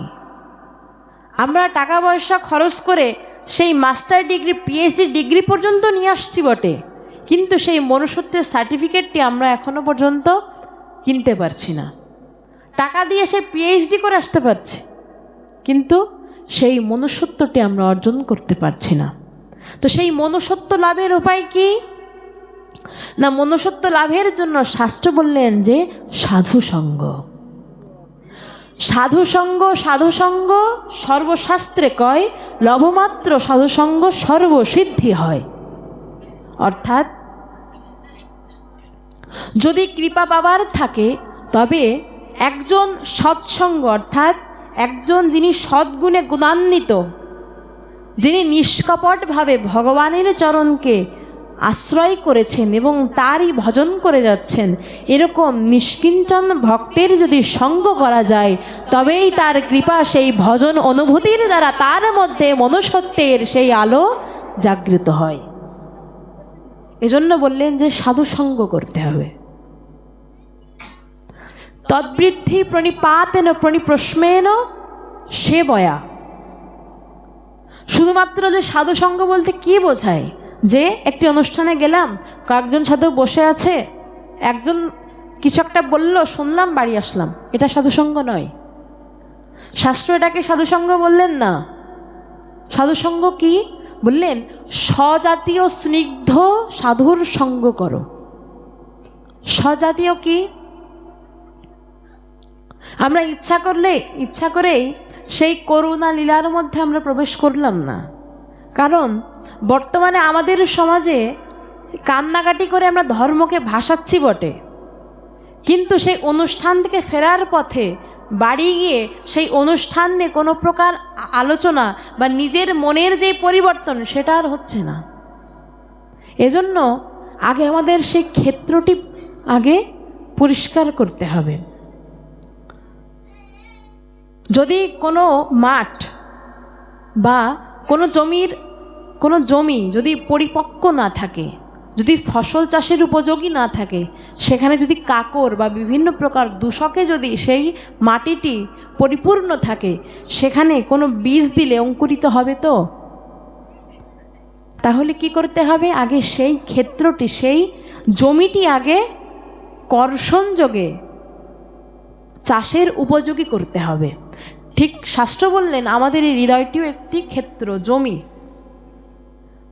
এবং প্রেমভক্তির যেই বীজ মহাপ্রভু অঙ্কুরিত করে গিয়েছেন এই বিশ্ব জগতের মধ্যে, সেই বীজকে যদি নিজের হৃদয় ক্ষেত্রে যদি বপন করতে হয়, তবে আগে ক্ষেত্রটি আগে পরিমার্জন করতে হবে, ক্ষেত্রটি আগে সুষ্ঠুভাবে পরিপক্ক করতে হবে, নতুবা সেই প্রেমভক্তির বীজ কখনো অঙ্কুরিত হবে না। তো শাস্ত্রে বললেন যে কি সাধু সঙ্গ কীভাবে করতে হবে না, স্বজাতীয় স্নিগ্ধ সাধুর সঙ্গ করতে হবে। স্বজাতীয় বলতে না, যদি আমি ভক্তিমার্গকে অবলম্বন করি তবে আমার এমন সাধুর সঙ্গই করতে হবে যিনি ভক্তিমার্গের আশ্রয় করেছেন। কেননা আমি যদি ভক্তিমার্গের থাকি এবং যে সাধুর সঙ্গ করব তিনি যদি শক্তিমার্গ বা জ্ঞান মার্গের হয়ে থাকেন, তিনি সর্বদাই তার আরাধ্যদেবকে উপরের স্থানে রাখবেন, আর আমি আমার আরাধ্যদেবকে উপরের স্থানে রাখবো কি না? এভাবে দুইজনের একটি বাক বিতণ্ডা সৃষ্টি হবে। এক্ষেত্রে বিতর্ক বাড়বে এবং মনের অশান্তি বাড়বে, অর্থাৎ সাধুসঙ্গ হলো না। তাই বললেন যদি সাধুসঙ্গ করতে হয় তবে স্বজাতীয় সাধুর সঙ্গ করো, এবং বললেন কি স্নিগ্ধ সাধুর সঙ্গ করো। স্নিগ্ধ সাধুর সঙ্গ বলতে কি বললেন? এই মধ্যরাতে বিশ্ব মাঝে অন্ধকারের মধ্যে আলো প্রবেশ করানোর জন্য কোটি তারার প্রয়োজন হয় নাকি একটি চন্দ্রের প্রয়োজন হয়? একটি চন্দ্র দ্বারাই পুরো ভূমি আলোকিত করা যায়। তখন সেই স্নিগ্ধ সাধু চিনব কিভাবে? আর স্নিগ্ধ সাধু বলতে কি বোঝানো হয়েছে? বললেন যে ব্যক্তি ভজন করতে করতে, যে মহাজন ভজন করতে করতে সেই ভজনের রস দ্বারা নিজেকে সিদ্ধ করে ফেলেছেন এবং তার সেই ভজনের সেই আলোক ছোটা দ্বারাই তখন তার দেহ থেকে দিব্য কান্তি বিচ্ছুরিত হবে। এটি হচ্ছে তার সেই স্নিগ্ধ ভাব। তা এখন সেই স্নিগ্ধ সাধুকে কিভাবে চিনব? এখন কি আমি সাধু সঙ্গ করতে করতে কি পরীক্ষা করে বেড়াবো যে কোন সাধু স্নিগ্ধ কোন সাধু স্নিগ্ধ না? না, পরীক্ষা করবার প্রয়োজন নেই। তাহলে কি না, চাঁদকে যেরূপ আলো প্রদানের জন্য নিমন্ত্রণপত্র পাঠাতে হয় না, ঠিক সেরূপভাবে যদি কোনো স্থানে এরকম নিষ্কিঞ্চন একজন অনুভবী সাধক বা ভজন সাধনা যিনি করেন তিনি যদি বিরাজমান থাকেন, তবে তিনি এক কর্নারে বসে থাকলেও তার ভজনের সেই আলোক ছটা দ্বারাই সমগ্র আকাশ বাতাস সেখানে সুনির্মল হয়ে যাবে। এটি হলো সেই ভজনের আলোর মহিমা, ভজনের সেই দিব্যকান্তির মহিমা। এখন প্রত্যেকটা দিন সাধুসঙ্গ করার পরে যখন বাড়িতে ফিরে যেতে হবে, সেই সময় নিজের কাছে একটি প্রশ্ন রাখতে হবে। কি প্রশ্ন? যে আজ তো সাধুসঙ্গ করলাম, কিন্তু আমার মন আগে যেরূপ পাপে ভারী ছিল, যদি কোনো প্রকার দুষ্কর্ম করা হয় মনের মধ্যে একটা বোঝা বোঝা ভাব থাকে, তো যখন সাধুসঙ্গ করে বাড়ি ফিরব তখন নিজের কাছে যে প্রশ্ন জিজ্ঞাসা করতে হয় যে আমার মনটা শান্ত হয়েছে তো? আমার মনের মধ্যে আগে যেই অশান্তি ভাব ছিল সেই অশান্তি ভাবটা দূরে গিয়েছে তো? নিজের কাছে যে প্রশ্ন জিজ্ঞাসা করতে হয়। যদি উত্তর আসে হ্যাঁ, যে আমার মনের সেই অশান্ত ভাব দূর হয়েছে, মনের মধ্যে সেই বোঝাটি যেন নেমে গিয়েছে, যদি এরকম আসে তাহলে বুঝতে হবে যে উত্তম সাধুর সঙ্গ করা হয়েছে এবং পরবর্তী দিনে আবারও সেই সাধুর সঙ্গ করা উচিত। আর যদি এরকম সাধু নাও পাওয়া যায় তবে সেক্ষেত্রে কি করণীয়? মহাজন বললেন যে আমাদের সনাতনীয় ধর্মগ্রন্থ আদি আছে, সনাতন শাস্ত্র আদি আছে। তা এখন আমি পড়তে পারি না, তাহলে সেগুলো পড়ব কিভাবে? না, পড়ার প্রয়োজন নেই। শাস্ত্র বললেন যদি কেউ এই শাস্ত্রগ্রন্থগুলো কেউ যদি উন্মোচন করে সামনে এরকম ধরে রাখেন, তবে সেই গ্রন্থের আলোয় ভিতর মধ্যে গিয়ে সেখানে প্রেমভক্তির বীজ আস্তে আস্তে বিরাজমান থাকবে। পড়ার দরকার নেই, আমি পড়াশোনা জানি না, পড়বো না, কিন্তু প্রত্যেকটা দিন গ্রন্থটি নিয়ে প্রণাম করে গ্রন্থটা খুলে অন্তত একবার আমরা হাত বোলাতে পারি। যেন কি শাস্ত্র বলেছেন যে ভাগবত হচ্ছে ভগবানের সাক্ষাৎ ভগবান, তাই না? তো এখন প্রত্যেকটা দিন আমি ভাগবত সংস্কৃত শ্লোক পড়তে পারি না, এখন যেহেতু ভগবান তাই ভগবানের অঙ্গ মনে করে তার সেবা করতে পারি। আমরা তুলসী চন্দন দিয়ে একটু পুষ্প দিয়ে সেই গ্রন্থের সেবার মাধ্যমে আমরা ভগবানের সেবা করতে পারি, পারি কি না? এটি আহামরি কঠিন কোনো কিছু না। আমাদের পূর্ব সময়ে আমাদের যে গোস্বামীগণ আমাদের জন্য যা করে গিয়েছেন তাহা কোনো সাধারণ ব্যক্তি নিজ ইচ্ছায় তা করে না। তা কী করে গিয়েছেন তারা আমাদের জন্য? এখন আমাদের মধ্যে এই যে আলো বাতাস সকল কিছু পর্যাপ্ত, তাই না? আলোর কোনো অভাব আছে? কোনো অভাব নেই। কিন্তু আগের সময়ে এরকম এত পর্যাপ্ত ছিল না আলো। এবং আমাদের গোস্বামীগণ যে সকল গ্রন্থ রচনা করে দিয়ে গিয়েছেন না, এগুলো এতটাও সহজলভ্য ছিল না, এতটাও সহজলভ্য ছিল না। তো তাহলে কিভাবে লিখেছেন? না, তারা একটি পাতা জ্বালাতো, বৃক্ষের একটি পাতা তারা জ্বালাতো, যতক্ষণ আলো থাকতো লিখতো, ততক্ষণ লিখতো, যে আলো শেষ আবারও জ্বালাতো, আবারও লিখতো। আচ্ছা, একটা পাতা জ্বালালে কতক্ষণ আলো থাকে? 1 মিনিটও আলো থাকে? সর্বোচ্চ কয়েক সেকেন্ড না? এরকমভাবে প্রত্যেকটি পাতা জ্বালাতো আর লিখতো। তাদের কি এমন দায় ঠেকেছিল? তারা তো নিত্য, সেই নিত্য স্বরূপা, তাই না? নিত্য সিদ্ধ মঞ্জুরি স্বরূপা তারা সেই নিত্যলীলায় ভগবানের সেবার মধ্য দিয়ে তাদের সময়কে তারা ধন্য করছে। তাহলে এই গ্রন্থ রচনার তাদের কি প্রয়োজন ছিল? না, প্রয়োজন ছিল, কারণ যারা মহাপুরুষ তাদের চিন্তা কখনো আত্মকেন্দ্রিক থাকে না, অর্থাৎ নিজে সুখী হব এরকম চিন্তা তাদের কখনো থাকে না। তাদের হৃদয়ের বাসনা থাকে কীরূপ? না, সর্বমঙ্গল প্রদায়িনী, বিশ্ববাসীর মঙ্গল হোক, বিশ্ববাসীর কল্যাণ হোক।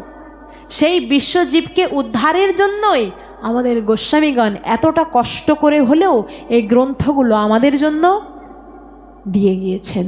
কিন্তু দুর্ভাগ্যের বিষয়, আমরা ফোনে আধা ঘন্টা থেকে 2-3 ঘন্টা ফোনে স্ক্রল করতে পারি, সোশ্যাল মিডিয়াতে আমরা স্ক্রলিং করতে পারি, কিন্তু সেই গ্রন্থগুলো খুলে একটা লাইন পড়বার মতো সময় আমাদের হাতে নেই।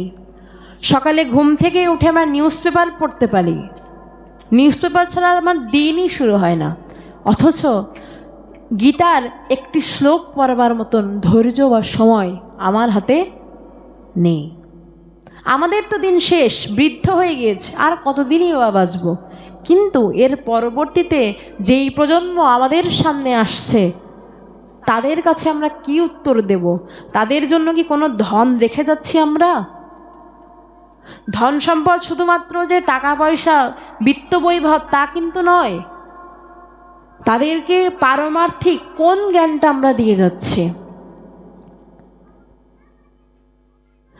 আমাদের বর্তমানে অনেকের মনে একটি প্রশ্ন যে কি বোঝাবো বলো, তারা কিছু মানতে চায় না, তাদেরকে কোনো ব্রত করতে বললে তারা করতে চায় না। তো এখানে দোষটা তাদের না, দোষটা আমাদের। কেন? কারণ তারা যুব সমাজ, তারা তরুণ, তাদের মনের মধ্যে প্রশ্ন জাগবে যে কেন করব, করলে কি হবে, না করলে কি হবে, প্রশ্ন জাগবে। এজন্য তারা প্রশ্ন করেও, কিন্তু ভুলটা আমার যে আমি সেই প্রশ্নের উত্তরটা দিতে পারি না। এবং যখনই তারা প্রশ্নের উত্তরটি পায় না, তখন তারা আর এই ধর্মের যে মূল বা এই ধর্মের যে কেন মূল্য, সনাতন ধর্মকে যে কেন বিশ্বশ্রেষ্ঠ ধর্মের আসনে অধিষ্ঠিত করা হয়েছে, সেই গুরুত্ব তারা কখনো বোঝে না। এজন্য নিজে শাস্ত্র অধ্যয়ন না করতে পারলেও আমাদের ছোট্ট ছোট্ট শিশুদেরকে অন্তত শাস্ত্র শিক্ষা দেওয়া প্রয়োজন। এখন বর্তমানে বিভিন্ন স্থানে গীতা স্কুল বা শাস্ত্র আদি অধ্যয়নের জন্য বিভিন্ন প্রতিষ্ঠান সৃষ্টি করা হচ্ছে, কিন্তু দুর্ভাগ্যের বিষয়ে দেখা যায় যে সেগুলো প্রথম 1-2 মাস খুব ভালো চলে, কিন্তু পরবর্তীতে আস্তে আস্তে কি হয়, ঢিলেমি ঢুকে যায়। সেখানে আর আগের মতো অগ্রগতি থাকে না। কেন? সেখানে গাফিলতি থাকে আমাদের। কারণ প্রথম প্রথম ওই যে হাওয়ায় হাওয়ায় খুব বড় একটা আবেগে কাজটা ভালো থাকে, পরবর্তীতে সেখানে অলসতা হয় যে হচ্ছে হবে, না হলে না হলো, কি হলো তাতে। সুতরাং এতটাও গায়ে ছাড়াভাবে যেন আমরা এগুলোকে না রাখি। কারণ একটি গীতা স্কুলে বা একটি প্রতিষ্ঠানে যিনি শিক্ষা প্রদান করবেন তাকে একটি নির্দিষ্ট পরিমাণ পারিশ্রমিক দেওয়া কর্তব্য। কারণ যিনি শিক্ষা প্রদান করেন তাকে অবশ্যই মাধুকরী দিতে হয়, দক্ষিণা দিতে হয় না? গুরু দক্ষিণা আগে প্রচলিত ছিল, তো সেই গুরু দক্ষিণা স্বরূপেও তাকে কিছুটা পরিমাণ পারিশ্রমিক দেওয়া উচিত। না হলে আমাদের এই প্রতিষ্ঠান বা এই গীতা স্কুল বা বিভিন্ন প্রকল্প এগুলো কখনোই সুষ্ঠুভাবে বাস্তবায়ন হবে না, আর আমাদের কল্যাণও কখনো হবে না। তাই আমাদের আর ঘুমিয়ে থাকার সময় নেই যে ঘুমিয়ে থাকলাম, এবার অন্তত আমাদের জাগা উচিত, অন্তত জাগা উচিত। কারণ মহাপ্রভুর আসার প্রয়োজন ছিল না যদি আমরা ঘুমিয়েই থাকব। সেই প্রাকচৈতন্য সংবাদের মধ্যে বললেন যে তখন সকলে কৃষ্ণ নাম শূন্য হয়ে বিষয় ভোগের মধ্যে তারা মত্ত হয়ে গিয়েছিল, সর্বদা তারা বিষয় ভোগে ছিল। অর্থাৎ প্রেম ধর্মের মধ্যে যেই মূল তত্ত্ব, যে কৃষ্ণেন্দ্রীয় প্রীতিবাঞ্ছা, অর্থাৎ ভগবান কিরূপ কর্ম করলে, কিভাবে সেবা করলে ভগবান সন্তুষ্ট থাকে, এই যে ভাব এটি ছিল না। কিভাবে ধর্ম করলে আমি সুখী থাকব, এইরকম চিন্তা ছিল প্রাকচৈতন্য যুগে। এমনকি তখন ধন নষ্ট করে পুত্র কন্যার বিবাহে এই মতো জগতের ব্যর্থ কালো যায়। অর্থাৎ তখন পুত্র কন্যার বিবাহ মহা আড়ম্বরে দেওয়ার মধ্যে তারা ধন নষ্ট করত, কিন্তু সেই পরম ধন প্রাপ্তির আশায় তারা এই জাগতিক ধনকে কখনো ব্যয় করত না।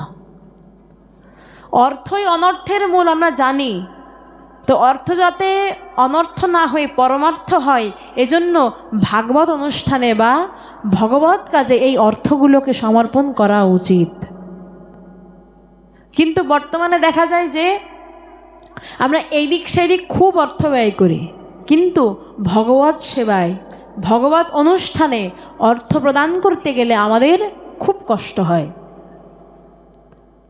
ভগবান বললেন যে যে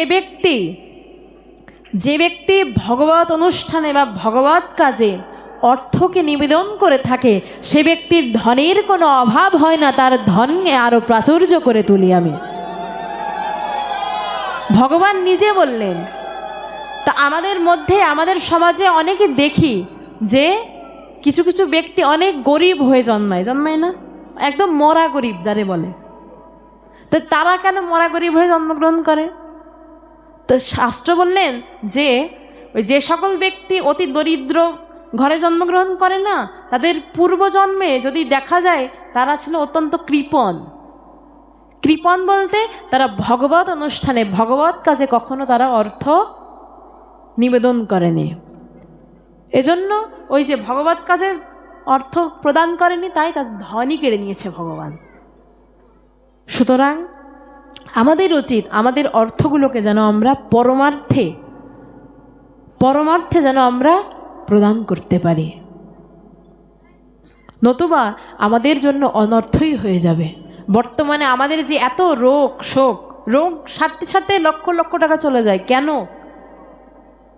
একবার একজন মহাত্মার, একজন সাধারণ ব্যক্তির, বাংলাদেশেই বর্ডার অঞ্চলে তার হচ্ছে ব্লাড ক্যান্সার হয়েছিল, এমন লাস্ট স্টেজ, মারা যাবে ভাব।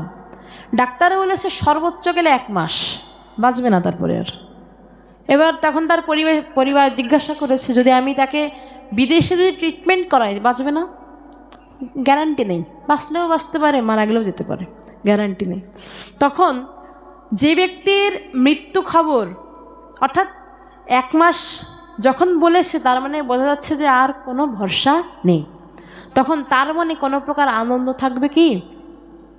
তখন ওই যে শেষ বয়সে সারা জীবন তো ভগবত ভজন করেনি, একবার একটু অনুষ্ঠানে যাই, আর বাঁচে কি না বাঁচি। তো ওই দিন রজনীতে কি করেছে, ওই দিন তিনি একটি সাধু সঙ্গে গিয়েছেন, এবং সাধু সঙ্গে যাওয়ার পরে সেই সাধুর চরণে তিনি হাউমাউ করে কান্না করে দিয়েছে। তখন সেই সাধু বাবা জিজ্ঞাসা করছে, তোর কষ্ট কিসের রে, তুই কাঁদছিস কেন, তোর কিসের কষ্ট? তখন পাশ থেকে কোনো একজন ভক্ত বলল যে, বাবা উনি ব্লাড ক্যান্সারের রোগী, ডাক্তারও বলেছে সর্বোচ্চ গেলে 1 মাস বাঁচবে। যখন এরূপ বলেছে, তখন সেই মহাত্মা বলছেন যে, ও এই কথা, তাহলে তার বেশি দিন নেই, তাই না? তাহলে এক কাজ কর, কাল থেকে এই বেনাপোল পাটবাড়ি, এই হরিদাস ঠাকুরের এই শ্রীক্ষেত্র ধামে, এই শ্রীমন্দিরে এসে প্রত্যেকটা দিন এই মন্দিরে ধুলায় গলাগলি দিবি, এবং এখানের যেই সিদ্ধ মাধবীলতা আছে না, সেই সিদ্ধ মাধবীলতার কাছে প্রত্যেকটা দিন মিনতি করবি এবং হরিনাম জপ করবি, এরূপ বলেছে। এবং সেই সাধুবাক্যে বিশ্বাস রেখে সেই নিষ্ঠার সহিত তিনি কি করেছেন, সেই বেনাপোল শ্রী পাটবাড়িতে তিনি গিয়েছেন। প্রত্যেকটা দিন সেই ব্রাহ্ম মুহূর্ত থেকে তিনি সেই মন্দির পরিক্রমা করে, তাও দণ্ডি করে করে করে, অর্থাৎ ধুলায় গড়াতে গড়াতে তিনি সেই মন্দিরকে পরিক্রমা করে, এবং সন্ধ্যা হলে সেই সিদ্ধ মাধবীলতার তলে বসে তিনি হরিদাস ঠাকুরকে স্মরণ করতে করতে নামকে আশ্রয় করে নাম স্মরণ করে। এরকমভাবে নাম স্মরণ করতে করতে করতে করতে 1 মাস অতিবাহিত হয়ে গিয়েছে। 1 মাস অতিবাহিত হয়ে গিয়েছে এবং 3-4 মাসও অতিবাহিত হয়ে গিয়েছে। তার দেহের মধ্যে কোনো প্রকার খারাপ কোনো কিছু আর দেখা যায়নি। পরবর্তীতে যখন ডাক্তারের কাছে নিয়ে যাওয়া হয়েছে, ডাক্তারও বলল যে আপনার দেহের মধ্যে আর কোনো রোগ শোক নেই, আপনার দেহ আগের মতো আবার সুস্থ হয়ে গিয়েছে। সুতরাং আমাদের উচিত সাধুবাক্যে বিশ্বাস রাখা, আমাদের উচিত সাধুবাক্যে বিশ্বাস রাখা, এবং কেহ যদি এরূপ সাধুবাক্যে বিশ্বাস রেখে নিজের জীবনকে আচরণ করে ধর্ম আচরণের দ্বারা জীবনকে অতিবাহিত করতে পারে, তবে তার জীবনে কল্যাণ অবশ্যম্ভাবী হবেই হবে, এতে কোনো সংশয় নেই, কোনো সংকোচ নেই। তাই আমাদের উচিত মহাপ্রভুর এই আগমনকে আমরা যেন ব্যর্থ না করে ফেলি। আমাদের দৈনিক কর্মব্যস্ততার মধ্যে হলেও আমাদের উচিত ভগবানের নামকে একটু হলেও স্মরণ করা, কারণ মহাপ্রভুই একমাত্র বলে গিয়েছেন যে হাতে কাম মুখে নাম। মহাপ্রভু বলেছেন যে 10-5 মিলে দাঁড়েতে বসিয়া কীর্তন করো সবে হাতে তালি দিয়া, বলেছেন না? মহাপ্রভু বলেননি যে তোমার কণ্ঠে সুর আছে তুমি গাও, বা বিবিধ বাদ্যযন্ত্রের সঙ্গে নিয়ে গাও, তাও বলেনি মহাপ্রভু। বললেন যে সারাদিন যে কর্মেই থাকো না কেন, অন্তত সন্ধ্যাবেলা যখন গৃহে ফিরবে, অন্তত দরজায় বসে 10 জন 5 জন 2 জন কেউ না হোক, তুমি একা বসে একটু করতালি দিয়ে একটু হরে কৃষ্ণ নাম করো। সুর নেই, একটু রিডিং পড়া মতো পড়ো, তাহলে কি হবে? একটু উচ্চস্বরে পড়ো, তাহলে আমার আশেপাশে যে সকল জীবজন্তু আছে তাদেরও শ্রবণের মধ্য দিয়ে তাদেরও কল্যাণ হবে, তাদেরও কল্যাণ হবে। তো তখন মহাপ্রভু আসার পূর্বে যারা ওই যে চক্রবর্তী বা অর্থাৎ ব্রাহ্মণ সমাজ যারা ছিল, তাদের মধ্যেও বিশেষভাবে কোনো ধর্মকর্মের অবস্থা দেখা যেত না। তারাও সর্বদা কি ওই যে বিত্ত বৈভব প্রতিষ্ঠা পূজা পাঠ করতেন সর্বদা নিজেদের প্রতিষ্ঠা লাভের জন্য, কি করলে আমাদের মান সম্মান বৃদ্ধি পাবে এ সকল কিছু নিয়ে। এবং তার আগের যে সন্ন্যাস ধর্ম প্রথাটি ছিল সেটিও ছিল মায়াবাদ সন্ন্যাস, যেটিকে উদ্ধারের জন্য মহাপ্রভু নিজে সংসার ত্যাগ করলেন। তা এই করুণ অবস্থা দেখে মহাপ্রভুর যারা পার্শ্বদগণ ছিলেন, অর্থাৎ সংকীর্তন সহিতে প্রভুর অবতার গ্রহণের ছলে তাহা করেন প্রচার। কি বললেন? সংকীর্তন সহিতে প্রভুর অবতার গ্রহণের ছলে বলে, অর্থাৎ যখন চন্দ্রগ্রহণ বা সূর্যগ্রহণ হয় তখন সাধারণ মানুষ কি করে? ধর্মকর্ম করে না, কীর্তনাদি করে গ্রহণের সময় অন্তত। কারণ শাস্ত্রে বলেছেন যে গ্রহণের সময়ে যদি কেউ নাম কীর্তন করে তবে সেটি বিশেষ ফলপ্রসূ হয়। তো সেই গ্রহণের সময়ে প্রভুর অবতার কারা? না, শ্রীবাস ঠাকুর, অদ্বৈত ঠাকুর। এনারা কি করতেন? না, প্রভুর এই নামকে তারা প্রচার করতেন, এই গ্রহণের ছলে।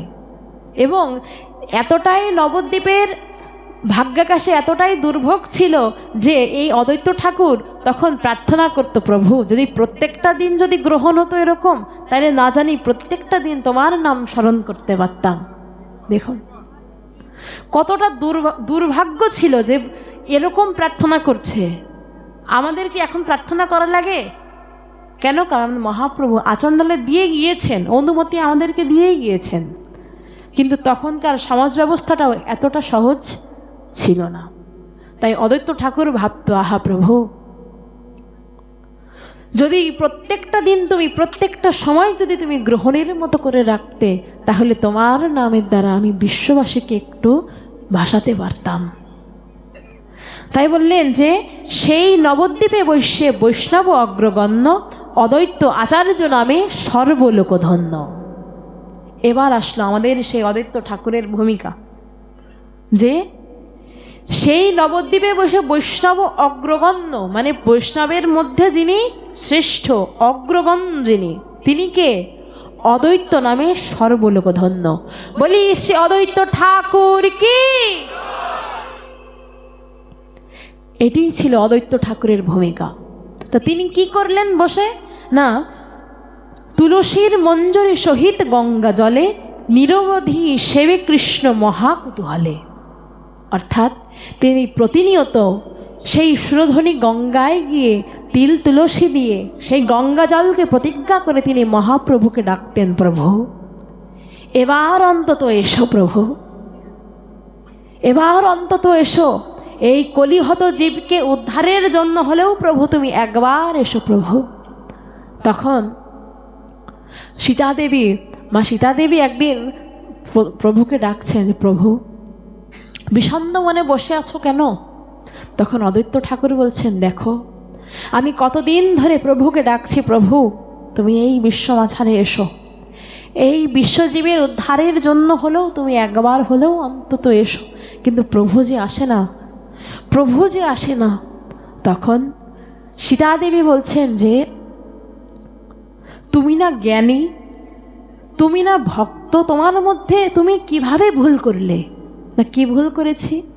তখন সীতাদেবী বললেন যে তুমি যাকে ডাকছো তিনি কি এইভাবে ডাকলে আসে? তা কিভাবে?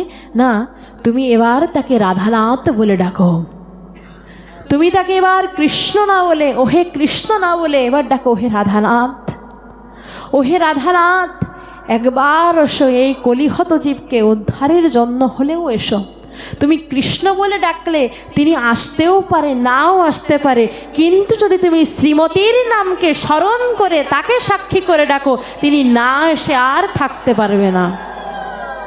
এবং তারপর থেকে শ্রী অদ্বৈত ঠাকুর তিল তুলসী গঙ্গা জল দিয়ে শ্রী রাধানাথকে ডাকলেন। শ্রী রাধানাথকে তিনি প্রতিনিয়ত সেই প্রতিজ্ঞার ছলে তাকে ডাকলেন। এবং হুঙ্কার করয় কৃষ্ণ আবেশের তেজে, যে ধ্বনি ব্রহ্মাণ্ড ভেদি বৈকুণ্ঠেতে বাজে, যে প্রেমের হুঙ্কার শুনিয়া রাধানাথ ভক্তিবশে আপনে হইলা সাক্ষাৎ। অর্থাৎ যখনই সীতাপতি অদ্বৈত গোসাই এরূপভাবে রাধানাথ বলে হুঙ্কার করে ওঠেন, তখন সেই বৈকুণ্ঠ ভেদি যেন সেই অদ্বৈত ঠাকুরের এই হৃদয় মর্মস্পর্শী বাণী যেন সেখানে প্রবেশ করল, এবং স্বয়ং ভগবান তিনি পৃথিবীতে আসতে তিনি বাধ্য হয়ে গেলেন এই জীবের উদ্ধারের নিমিত্তে। এটাই ছিল আমাদের সেই মহাবিষ্ণুর অবতার, যিনি অদ্বৈত ঠাকুরের প্রধান ভূমিকা। এটাই ছিল অদ্বৈত ঠাকুরের মহান ভূমিকা। এবং আমরা আজকে বললাম না যে শিবজি মহারাজ আমাদের জন্য কি করেছেন, এটাই ছিল আমাদের অনবদ্য অবদান। ভগবান শিব যদি তার এই অদ্বৈত স্বরূপে যদি মহাপ্রভুকে না ডেকে আনতেন, তবে প্রভু আসত না। এই প্রভুর প্রতিজ্ঞার জন্য, এই প্রভুর অদ্বৈত প্রভুর প্রতিজ্ঞা রক্ষা করবার জন্যই চৈতন্য মহাপ্রভু আবির্ভূত হয়েছিলেন, এজন্যই তিনি আবির্ভূত হয়েছিলেন। সুতরাং আমাদের আর এরকম কালকে ব্যর্থভাবে যেতে দেওয়া ঠিক হবে না। আমাদের আর এই কালকে ব্যর্থভাবে অতিবাহিত করা ঠিক হবে না। আমাদের উচিত এখন থেকে হলেও আমরা কেউই একবারে সব ধর্মর আচরণটুকু, মানে ধর্মের যে আচরণটুকু আছে সব একসাথে পালন করতে পারবো না, কিন্তু আমরা একটা একটা করে শুরু করতে পারি, একটা একটা করে সেই অপকর্মগুলো ত্যাগ করতে পারি। সেখান থেকে হলেও আমাদের উচিত আস্তে আস্তে ধর্মের পথে অগ্রসর হওয়া। এবং এখানকার যে অনুষ্ঠান, এখানের যে অনুষ্ঠানটি, এটি ঠিক তখনই সার্থকমণ্ডিত হবে যখন এই অনুষ্ঠানের এই মহিমাগুলো শ্রবণ করার পরে কোনো না কোনো এক ভক্ত যদি এখান থেকে নিজের জীবনকে আচরণের দ্বারা, ধর্মীয় আচরণের দ্বারা তার জীবনকে তিনি পরিপক্ক করে তুলতে পারবেন, তখনই এই অনুষ্ঠানের সেই সার্থকতা পর্যবসিত হবে। যাই হোক, বিশ্রামে কি দিয়ে দেব?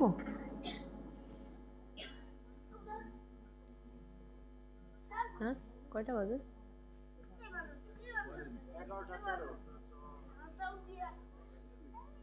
রাত তো অনেক হয়েছে।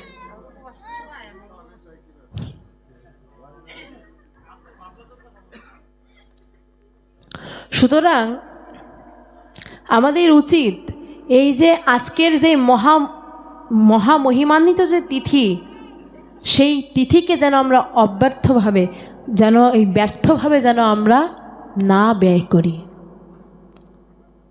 আমাদের উচিত এই অদ্বৈত ঠাকুর আমাদের জন্য যেই অবদানটি এনে দিয়েছেন, যেই কর্মটি জীবের কল্যাণের জন্য যেই পথটি দেখিয়ে গিয়েছেন, সেই পথটি অন্তত আমাদেরকে একটু হলেও যেন আমরা সেগুলোকে আচরণ করি।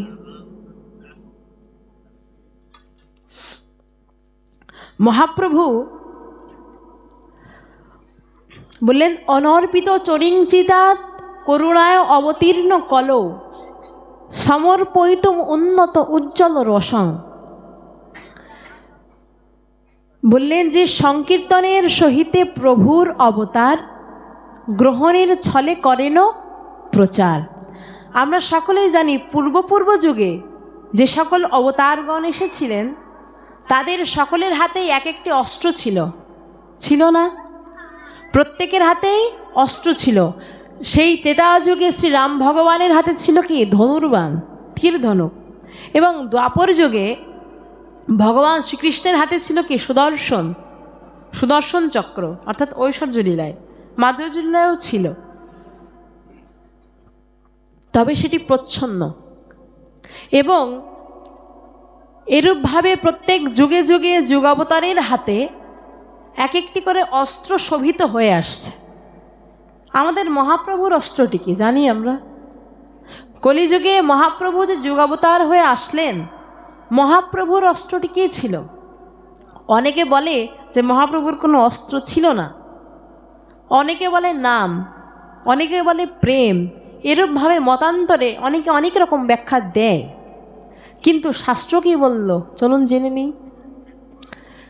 কলির দোষ নিধে রাজনস্থি ঐক্য মহান গুণ, কীর্তনা দেব কৃষ্ণস্য মুক্ত সঙ্গ পরম ব্রজেত।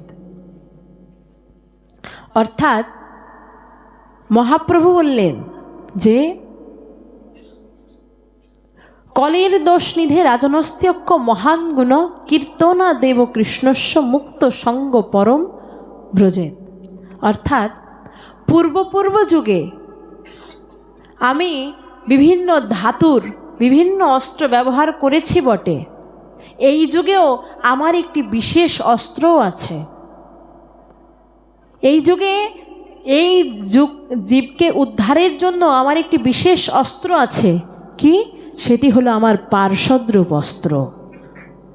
কি বললেন? সেটি আমার পার্শ্বদ্রূপ অস্ত্র। তা পার্শ্বদ আবার অস্ত্র হয় কখনো? পার্শ্বদ কি কখনো অস্ত্র হয়? তা মহাপ্রভু বললেন যে না, হয়। কিভাবে না, শুনো শুনো নিত্যানন্দ শুনো হরিদাস, সর্বত্র মোর আজ্ঞা করহ প্রকাশ। কি বললেন? শুনো শুনো নিত্যানন্দ শুনো হরিদাস। তা মহাপ্রভুর পার্শ্বদ তো অভাব ছিল না, আরও অনেক পার্শ্বদ ছিল না? কিন্তু তন্মধ্য থেকে শুধুমাত্র নিত্যানন্দ ঠাকুর আর হরিদাস ঠাকুরকে মহাপ্রভু কেন একদম সুনির্দিষ্ট করে বলে গেল? শুনো শুনো নিত্যানন্দ শুনো হরিদাস, সর্বত্র মোর আজ্ঞা করহ প্রকাশ। কেন? কারণ নিত্যানন্দ ঠাকুর হচ্ছে কি অক্রোধ পরমানন্দ। আগামীকাল যদি আমাদের পর্যাপ্ত সময় হয় বা শ্রী গুরু কৃপা নিতাই কৃপা হয়, তবে আমরা নিতাই তত্ত্ব বা নিতাই কৃপা কিঞ্চিত পরিমাণে হলেও আমরা একটু আস্বাদনের চেষ্টায় থাকব আগামীকাল। সুতরাং বললেন যে নিত্যানন্দ তত্ত্ব হচ্ছে অক্রোধ পরমানন্দ, এবং সেখানে বললেন যে অক্রোধ পরমানন্দ নিত্যানন্দ রায় অভিমান শূন্য নিতাই নগরে বেড়ায়। তারপরে কি না, যারে দেখে তারে বলে দন্তে তৃণধরি, আমারে কিনিয়া লহ ভজ গৌর হরি। কি বললেন? যারে দেখে তারে বলে, অর্থাৎ কোনো বাছ বিচার নেই, কোনো বাছ বিচার নেই যে নাম প্রেমেকে দেব না, সাত পাঁচ ভাবনা, কোনো ভাবনা নেই। যারে দেখে তারে বলে দন্তে তৃণধরি। ওগো একবার গৌর বলো, একবার কৃষ্ণ বলো।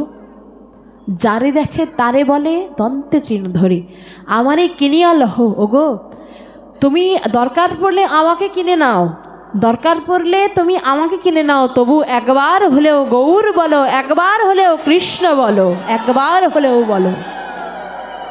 ইনি হলেন আমাদের সেই দাতা শিরোমণি নিত্যানন্দ ঠাকুর। আর নিতাই চাঁদের এহেন করুণার যেই ভাব, একমাত্র এই ভাবই বিশ্বজীবের হৃদয়কে আকর্ষণ করতে পারে। একমাত্র এইভাবে বিশ্ব জীবের হৃদয়কে আকর্ষণ করতে পারে। এই যে নিত্যানন্দ তত্ত্ব পূর্বে যিনি ছিলেন তিনি কে ছিলেন না, বলরাম তত্ত্ব। তো বলরামের হাতে কে ছিল? লাঙল। তো লাঙল কি কাজে ব্যবহৃত হয় না, কোনো জমিকে কর্ষণ করে সেই জমিকে চাষের উপযোগী করবার জন্য, তাই কি না? ঠিক সেরূপভাবেই নিতাই চাঁদ যেন আমাদেরকে বোঝাতে চাচ্ছেন, শাস্ত্র আমাদেরকে যেন বোঝাতে চাচ্ছেন যে এই নিতাই তত্ত্ব হলো সেই বলদেব তত্ত্ব। সেই তার হাতে সেই লাঙলটি কিন্তু আছে এবং গুপ্তভাবে আছে, এবং সেই গুপ্তভাবেই তিনি আমাদের হৃদয়কে কর্ষণ করে আকর্ষণের দ্বারা চাষের উপযোগী করে তুলছেন। এই নিতাই তত্ত্বকে শাস্ত্র বললেন গুরুতত্ত্ব। নিতাই তত্ত্বকে শাস্ত্র বললেন গুরুতত্ত্ব। অর্থাৎ যেরূপ আশ্রয় তত্ত্বকে যদি প্রথমে আশ্রয় না করা হয়, সেখানে যদি নিজেকে আত্মসমর্পণ না করা হয়, বিষয়তত্ত্বে পৌঁছানো যায় না। ঠিক এজন্যই বললেন যে প্রথমে সদ্গুরু চরণাশ্রয় বলে না, তো সেই সদ্গুরু চরণাশ্রয় মানেই কিন্তু নিতাই চরণকে আশ্রয়। এবং শ্রী গুরুদেবের মধ্যেই সেই নিতাই স্বরূপকে দর্শন করতে বলা হয়েছে। প্রথমে শ্রী গুরুদেব আমাদের এই অনন্ত জন্মের ভোগ বাসনার দ্বারা, ভোগ বাসনায় সেই বিষয় অনলে এই দগ্ধ পুড়ে যাওয়া হৃদয়টাকে কি করবেন না, গুরুদেব তার সেই নিত্যানন্দ শক্তি দ্বারা আকর্ষণ করে ক্ষেত্রটি আগে সুন্দর করে সুষ্ঠু করে তুলবেন এবং হৃদয়টি যখন পরিপক্ক সুষ্ঠু হয়ে উঠবে তখন সেখানে সেই প্রেমভক্তির বীজ মহাপ্রভু যেই নাম প্রেম বন্যা এনেছেন সেটি আচণ্ডালে আপনা আপনি আমাদের হৃদয় ক্ষেত্রের মধ্যে সেই বীজটি অঙ্কুরিত হবে। এটি হচ্ছে শ্রী গুরুদেবের অর্থাৎ শ্রী নিতাই তত্ত্বের ভূমিকা। এভাবেই তারা আমাদের প্রতি কৃপাকণা সঞ্চারিত করে দিয়ে গিয়েছেন। আচ্ছা, কোনো উঁচু নিচু জমি, সেই জমি যদি মনে করি যে এখানে চাষ করব, বা যদি বর্ষার সময় বৃষ্টিপাত হয় সেই জমিতে চাষ করা যাবে তো? কোনো উঁচু নিচু জমিতে যাবে না। কেন? কারণ সেখানে জল প্রদান করলেও সেটি কখনো সুদীর্ঘ হবে না।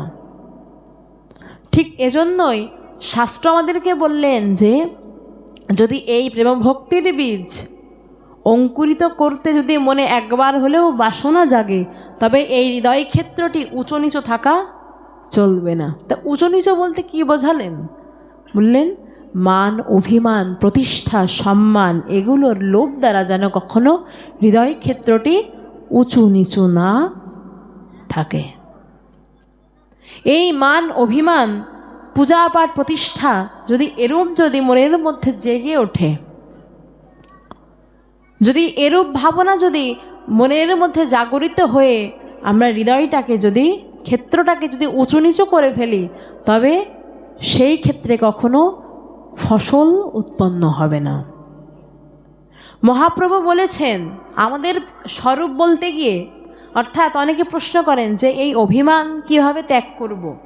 অর্থাৎ যাদের সত্যি সত্যি ভজনের জন্য স্পৃহা জাগে তারা জিজ্ঞাসা করেন যে এই অভিমানটি কিভাবে ত্যাগ করব। তাদের জন্য মহাপ্রভু বলে গিয়েছেন, যখন জীবের স্বরূপ বলেছেন মহাপ্রভু, তখন তিনি বলেছিলেন যে ন চ বিপ্র ন চ নৃপতি ন বৈশ্য ন শূদ্র নাহম বর্ণী গৃহবতীর বা বানপ্রস্থ। অর্থাৎ আমাদের পরিচয় বলছেন যে ন চ বিপ্র, অর্থাৎ আমি ব্রাহ্মণ নহি, ন চ বৈশ্য, আমি বৈশ্য নহি, ন চ নৃপতি, আমি ক্ষত্রিয় নহি, এমনকি আমি ধনী, কুলীন, বিদ্বান, পণ্ডিত, ব্রাহ্মণ, ক্ষত্রিয়, বৈশ্য, শূদ্র কোনো কিছুই নই। এমনকি আমি ব্রহ্মচারী, সন্ন্যাসী, বানপ্রস্থী তাহাও নই। তাহলে আমার একমাত্র পরিচয় কি না? বললেন যে গোপী পদ কমল দাসন দাস, অর্থাৎ আমি সেই প্রজ্ঞান নিখিল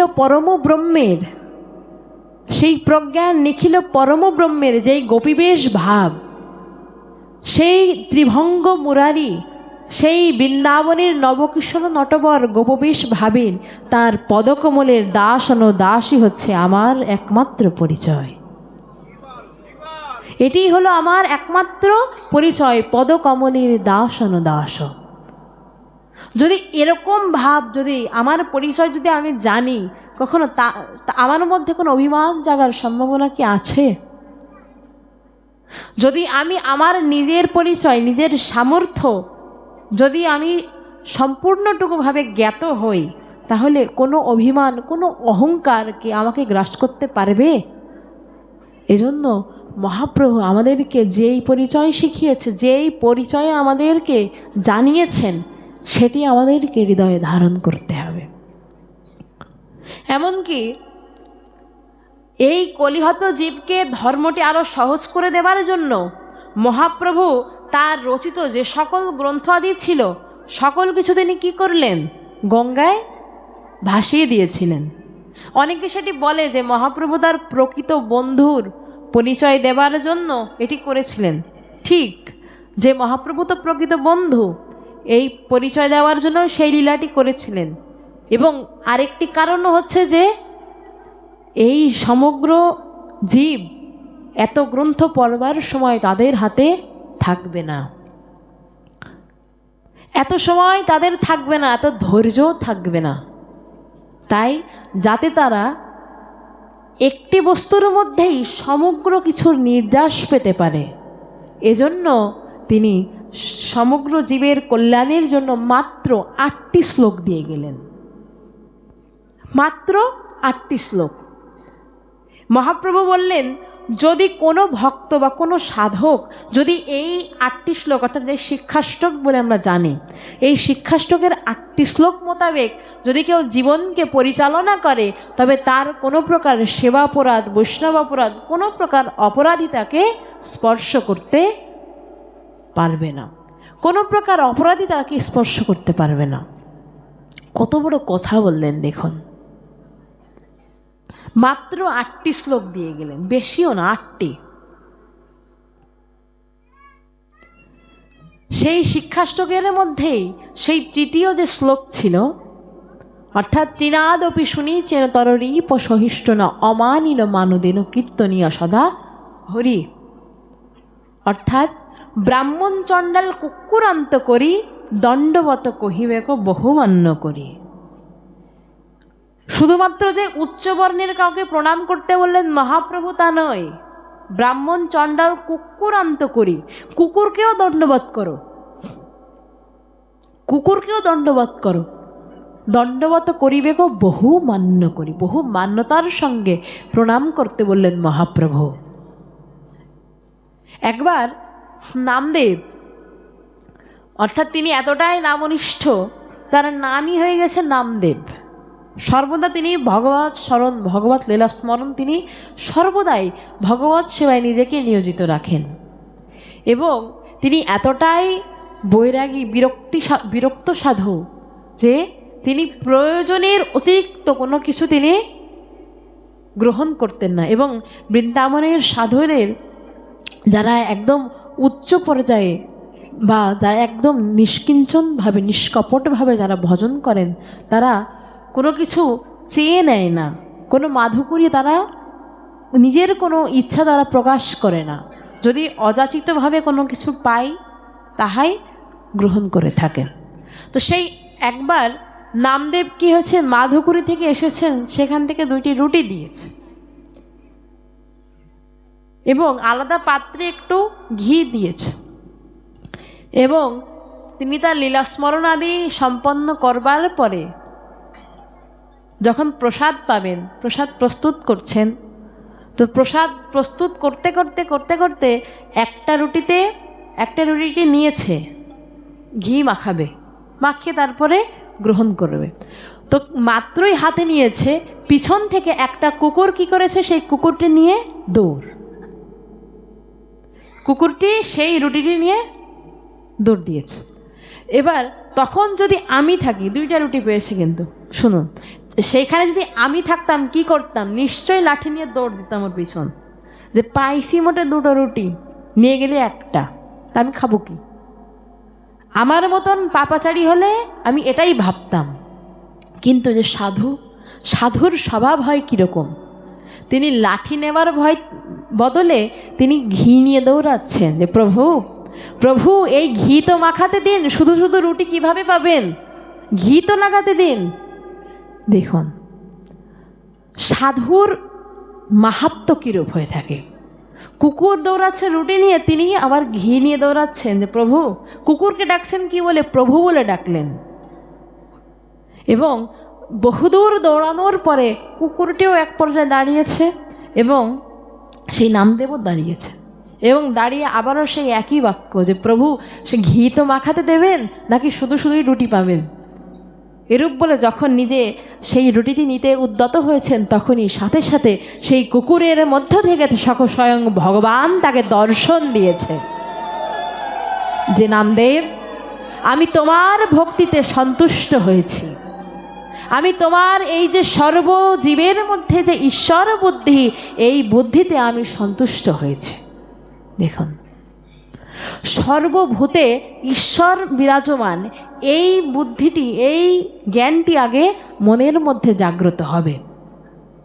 এটি হলো সাধনের প্রথম সোপান বা ধাপ। এবং যখনই এই সর্বভূতের মধ্যে, সর্বজীবের মধ্যে যখন ঈশ্বর বুদ্ধি জাগ্রত হবে, তখন কারোর প্রতি আমরা হিংসাত্মক মনোভাব আনতে পারবো না। পারবো কি? যদি কোনো একজন ব্যক্তি বা আমার শত্রু, তার মধ্যে যদি আমি ঈশ্বরকে দর্শন করি, আমি কি তার প্রতি আর কোনো বিদ্বেষ ভাব, হিংসা ভাব আমি কি আর দেখাতে পারবো? তখন তাকে আরাধ্য মনে করেই আমার ভিতর থেকে, হৃদয়ের অন্তঃস্থল থেকে হলেও তার জন্য একটু শ্রদ্ধা থাকবে। বর্তমানে আমাদের এই শ্রদ্ধার বড় অভাব। বর্তমানে আমাদের এই ভ্রাতৃত্ববোধের খুব অভাব। এই ভ্রাতৃত্ববোধের অভাবের কারণে আজ আমাদের সনাতন সমাজে, সনাতনীদের মধ্যে কোনো একতা নেই। এবং মহাপ্রভু বলেছিলেন যে সঙ্গশক্তি কলৌ যুগে, অর্থাৎ এই কলিহত জীব তখনই উদ্ধার হবে যখন তারা সঙ্গবদ্ধ হয়ে কীর্তন করবে, যেটাকে সংকীর্তন বলা হয়। তো সংকীর্তনটাকে কি বললেন? যে সঙ্গবদ্ধভাবে যে কীর্তন। আগে বললেন সঙ্ঘশক্তি, সঙ্গশক্তি কলৌ যুগে। আগে এই সঙ্ঘশক্তিটি আমাদেরকে প্রতিষ্ঠিত করতে হবে। যদি আমরা এক না হই, যদি সেই সঙ্গশক্তি না করতে পারি, ইহকাল কেন কোনো কালেই আমাদের কোনো কল্যাণ, উন্নতি আমরা কিছুই করতে পারবো না। নিজে যতই আমি ধর্ম আচরণ করি না কেন, আগে সংঘশক্তি হতে হবে। কোনো প্রকার বিদ্বেষ ভাব, কোনো প্রকার হিংসাত্মক ভাব আনা যাবে না, ভ্রাতৃত্ববোধ আনতে হবে। সুতরাং আগে আমাদেরকে এই সর্বভূতে ভগবান বুদ্ধি, ঈশ্বর বুদ্ধি, এটি আগে আনতে হবে। তো মহাপ্রভু সেই শিক্ষাই আমাদেরকে দিয়েছেন যে ব্রাহ্মণ চণ্ডাল কুক্কুরান্ত করি, দণ্ডবত করিবে কো বহুমান্য করি। সকলকে দণ্ডবত করবে। তবে একটু আগে যে আমরা সাধু সঙ্গের যে ব্যাখ্যা বা বর্ণনা শুনে আসলাম না, যে কোন কোন সাধুর সঙ্গ করতে হবে বা হবে না, এক্ষেত্রে কথা, বিশেষ কথা যে প্রত্যেককে আমরা প্রণাম করব বটে, প্রত্যেককে দণ্ডবত করব বটে, তবে সবার সঙ্গ করা যাবে না। অর্থাৎ একটু আগে যেই স্নিগ্ধ স্বজাতীয় সাধুর কথা বলা হলো, ঠিক তাদেরই সঙ্গ করতে হবে, কিন্তু প্রণাম করতে হবে সবার। এটি হচ্ছে সেই ব্যতিক্রম ধর্মী কথা। এবং মহাপ্রভু আমাদেরকে এটাই বলেছেন যে সকলকে সম্মান করো, সবাইকে সম্মান করতে হবে। এ যাবৎকালে আমাদের বিশ্বমাঝে যে সমস্ত দর্শনবাদ বা যে সমস্ত পথ এসেছে, সেখানে কোনোটাতেই আমাদের সনাতন ধর্মের মতো এতটা সুন্দর, এতটা সাবলীলভাবে ধর্মের পথকে ব্যাখ্যা করা হয়নি, এতটা সুন্দরভাবে ব্যাখ্যা করা হয়নি। কারণ আমাদের ভারতীয় দর্শন বললেন যে যদি জগতে কেউ গরিয়ান হতে চায়, যদি জগতে কেউ মহিয়ান হতে চায়, তবে কি করতে হবে? যদি জগতে কেউ গরিয়ান বা মহিয়ান বা জ্ঞানী হতে চায়, তবে তাকে সাধুগুরুর চরণে আগে নিজেকে আত্মসমর্পণ করে দিতে হবে। আগে আত্মসমর্পণ করতে হবে। এই আত্মসমর্পণটুকুই আসল। এমনকি এটিও বললেন যে স্বামী বিবেকানন্দ অবধিও জগৎ বিখ্যাত হতে পারত না যদি তিনি রামকৃষ্ণের চরণে গিয়ে নিজেকে আত্মসমর্পণ না করতেন। রামকৃষ্ণের চরণে গিয়ে যদি স্বামী বিবেকানন্দ নিজেকে আত্মসমর্পণ, সেলফ সারেন্ডার যদি না করতেন, তবে তিনিও জগৎ বিখ্যাত এখন হতে পারত না, তাকে কেউ চিনত না। সুতরাং আগে আমাদেরকে এই আত্মসমর্পণটি করতে হবে। আত্মসমর্পণ আমরা অজান্তেই এক জায়গায় করেছিলাম। কোথায় জানেন?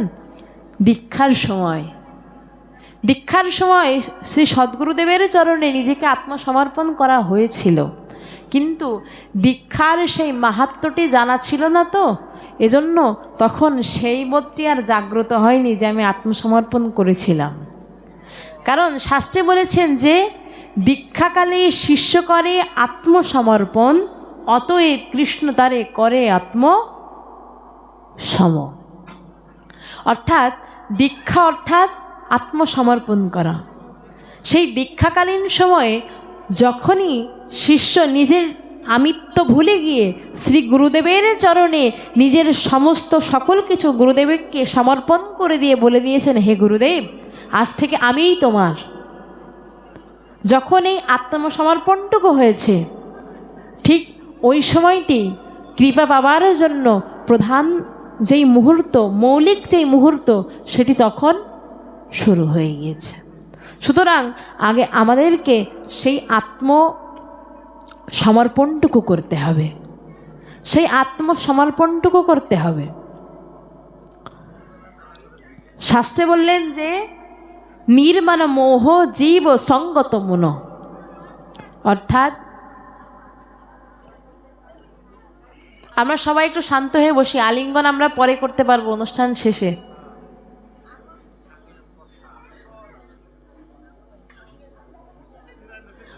বললেন যে আমাদের এই বৈষ্ণবীয় সমাজে সবচেয়ে বড় বাধা হচ্ছে এই অভিমান। শুধুমাত্র যে আমাদের এই সমাজে তা নয়, সেই মানে ভগবানের যারা একদম উপরের স্তরের যারা ভক্ত, তাদের মধ্যেও অভিমানের দৃশ্য দেখা গিয়েছে। কোথায় না, দাপর যুগে একবার ভগবানের 3 ভক্তের মনে একসাথে অভিমান জাগ্রত হয়েছে। 3 ভক্তের মনে, কে কে না, দেবী সত্যভামা, সুদর্শন আর গরুর। এই 3 জনের মনে অভিমান জেগেছে যে আমরাই তো একমাত্র প্রভুর ভালো ভক্ত, আর তো ভক্ত নেই। আমাদের মতন এত অটলভাবে প্রভুকে কে সেবা করে, কে এত ভালোবাসে, আমরাই মনে হয় জগতের মধ্যে শ্রেষ্ঠ ভক্ত। এরূপ অভিমান জেগেছে দেবী সত্যভামা, সুদর্শন আর গরুরের মধ্যে। এবং গরুর তখন নিজের অভিমান করছে, কিসের অভিমান না, তার সেই দ্রুতগতির চলার সেই যে ক্ষমতা, অর্থাৎ তিনি অল্প সময়ের মধ্যেই অনেক পথ তিনি পাড়ি দিতে পারেন, সেই অহংকার করছে। আর দেবী সত্যভামা তার রূপের গৌরব করছেন যে আমাকে না জানি কি সুন্দর লাগে, আমাকে না জানি এই দ্বারকাধীশ কৃষ্ণের পাশে কি সুন্দর না লাগে। এই হচ্ছে সত্যভামা দেবীর অভিমান। আর সুদর্শনও ঠিক ওইরূপভাবেই অভিমান করছে যে আমি তো ভগবানের প্রিয় ভক্ত, কারণ সর্বদা আমাকে নিয়ে যায় প্রভু, আমি যদি প্রিয় না হই আমাকে কেন নেবে। তো ভগবান তো ভক্তকে সবসময় কৃপা করে থাকেন, এবং ভক্তের মনের মধ্যে কি চলছে ভগবান অন্তর্যামী রূপে সেটিও তিনি বুঝতে পারেন। অনেকে বলে, আমাদের এই সাধুদের মধ্যেই অনেকে প্রশ্ন করে যে ভগবান ভক্তদেরকে আবার কেন পরীক্ষা নেন, ভগবান কেন ভক্তদেরকে পরীক্ষা নেন, কষ্ট দেন কেন? তো সেই উত্তরে একদিন বাবাজি মহারাজ বলছেন যে ভগবান কখনো পরীক্ষা নেন না। ভগবান তার ভক্ত সম্পর্কে জানেন যে তার ভক্ত কতটুকু ভক্তি আছে তার মধ্যে, বা তিনি কতটুকু এগোতে পেরেছেন, কতটুকু তার অগ্রগতি হয়েছে, সকল কিছু কিন্তু ভগবান জানেন, তার অজানা কিছু নেই। তাহলে কষ্ট দেয় কেন? বললেন, যিনি ভগবানের প্রকৃত ভক্ত, তাকে যদি কোনো প্রতিকূল পরিবেশে, প্রতিকূল অবস্থার মধ্যে তাকে যদি ফেলানো হয়, তখন তার ভক্তিটি আরও বেশি গাঢ় হয়ে থাকে। অর্থাৎ সেখানে যদি কোনো প্রকার যদি দূষক, অর্থাৎ একটি সোনা তখনই কিন্তু খাঁটি হয় যখন সেই সোনাটি পোড়ানো হয়, ঠিক সেরূপভাবেই একটি ভক্তের ভক্তি তখনই প্রগাঢ় হবে যখন তিনি প্রতিকূল অবস্থার মধ্য দিয়ে যাবে। যিনি সেই প্রতিকূল অবস্থার মধ্য দিয়ে গিয়েও টিকে যাবে, তিনিই হলেন ভগবানের প্রকৃত ভক্ত। যিনি সেই প্রতিকূল অবস্থার মধ্য দিয়ে টিকে যাবেন তিনিই হলেন প্রকৃত ভক্ত। আর যিনি পারবেন না, তবে শুধরানোর চেষ্টা করছেন, তার আস্তে আস্তে কি অগ্রগতি হবে। এবং যিনি সেই প্রতিকূল অবস্থার মধ্য দিয়ে নিজেকে উপলব্ধি করতে পারবেন না, তার আর কখনো অগ্রগতি সম্ভব না। অর্থাৎ ভক্তের নিজের এই অবস্থানকে বোঝানোর জন্যই ভগবান এই পরীক্ষা নামক এই লীলাটি করে থাকেন, এজন্যই ভগবান করে থাকেন। তো যখন এই যে সত্যভামা দেবী গরুর আর সুদর্শনের মধ্যে যখন এই অভিমানবোধ জাগ্রত হয়েছে, তখন ভগবান ভাবছেন তাহলে এদেরকে তো একটু শিক্ষা দেওয়া প্রয়োজন, এদের এই দর্পকে, এই অভিমানকে তো চূর্ণ করতে হবে, নতুবা এরা তো অগ্রগতি করতে পারবে না, ভক্তিপথে তো আর এগোতে পারবে না। তখন তিনি একদিন কি করেছেন, মনে মনে ভাবছেন। তিনি একদিন গরুরকে ডেকে বলছেন যে, গরুর শোনো, এই গন্ধমাদন পর্বতে হনুমান রয়েছে, সেখানে হনুমান তার প্রভু রঘুবীর রামচন্দ্রের পাদপদ্ম অর্চনা করছেন। তুমি এক্ষুনি গিয়ে গরুরকে বলো যে দ্বারকায় তোমার প্রভু রামচন্দ্র এসেছে, তোমাকে ডাকছে দর্শনের জন্য।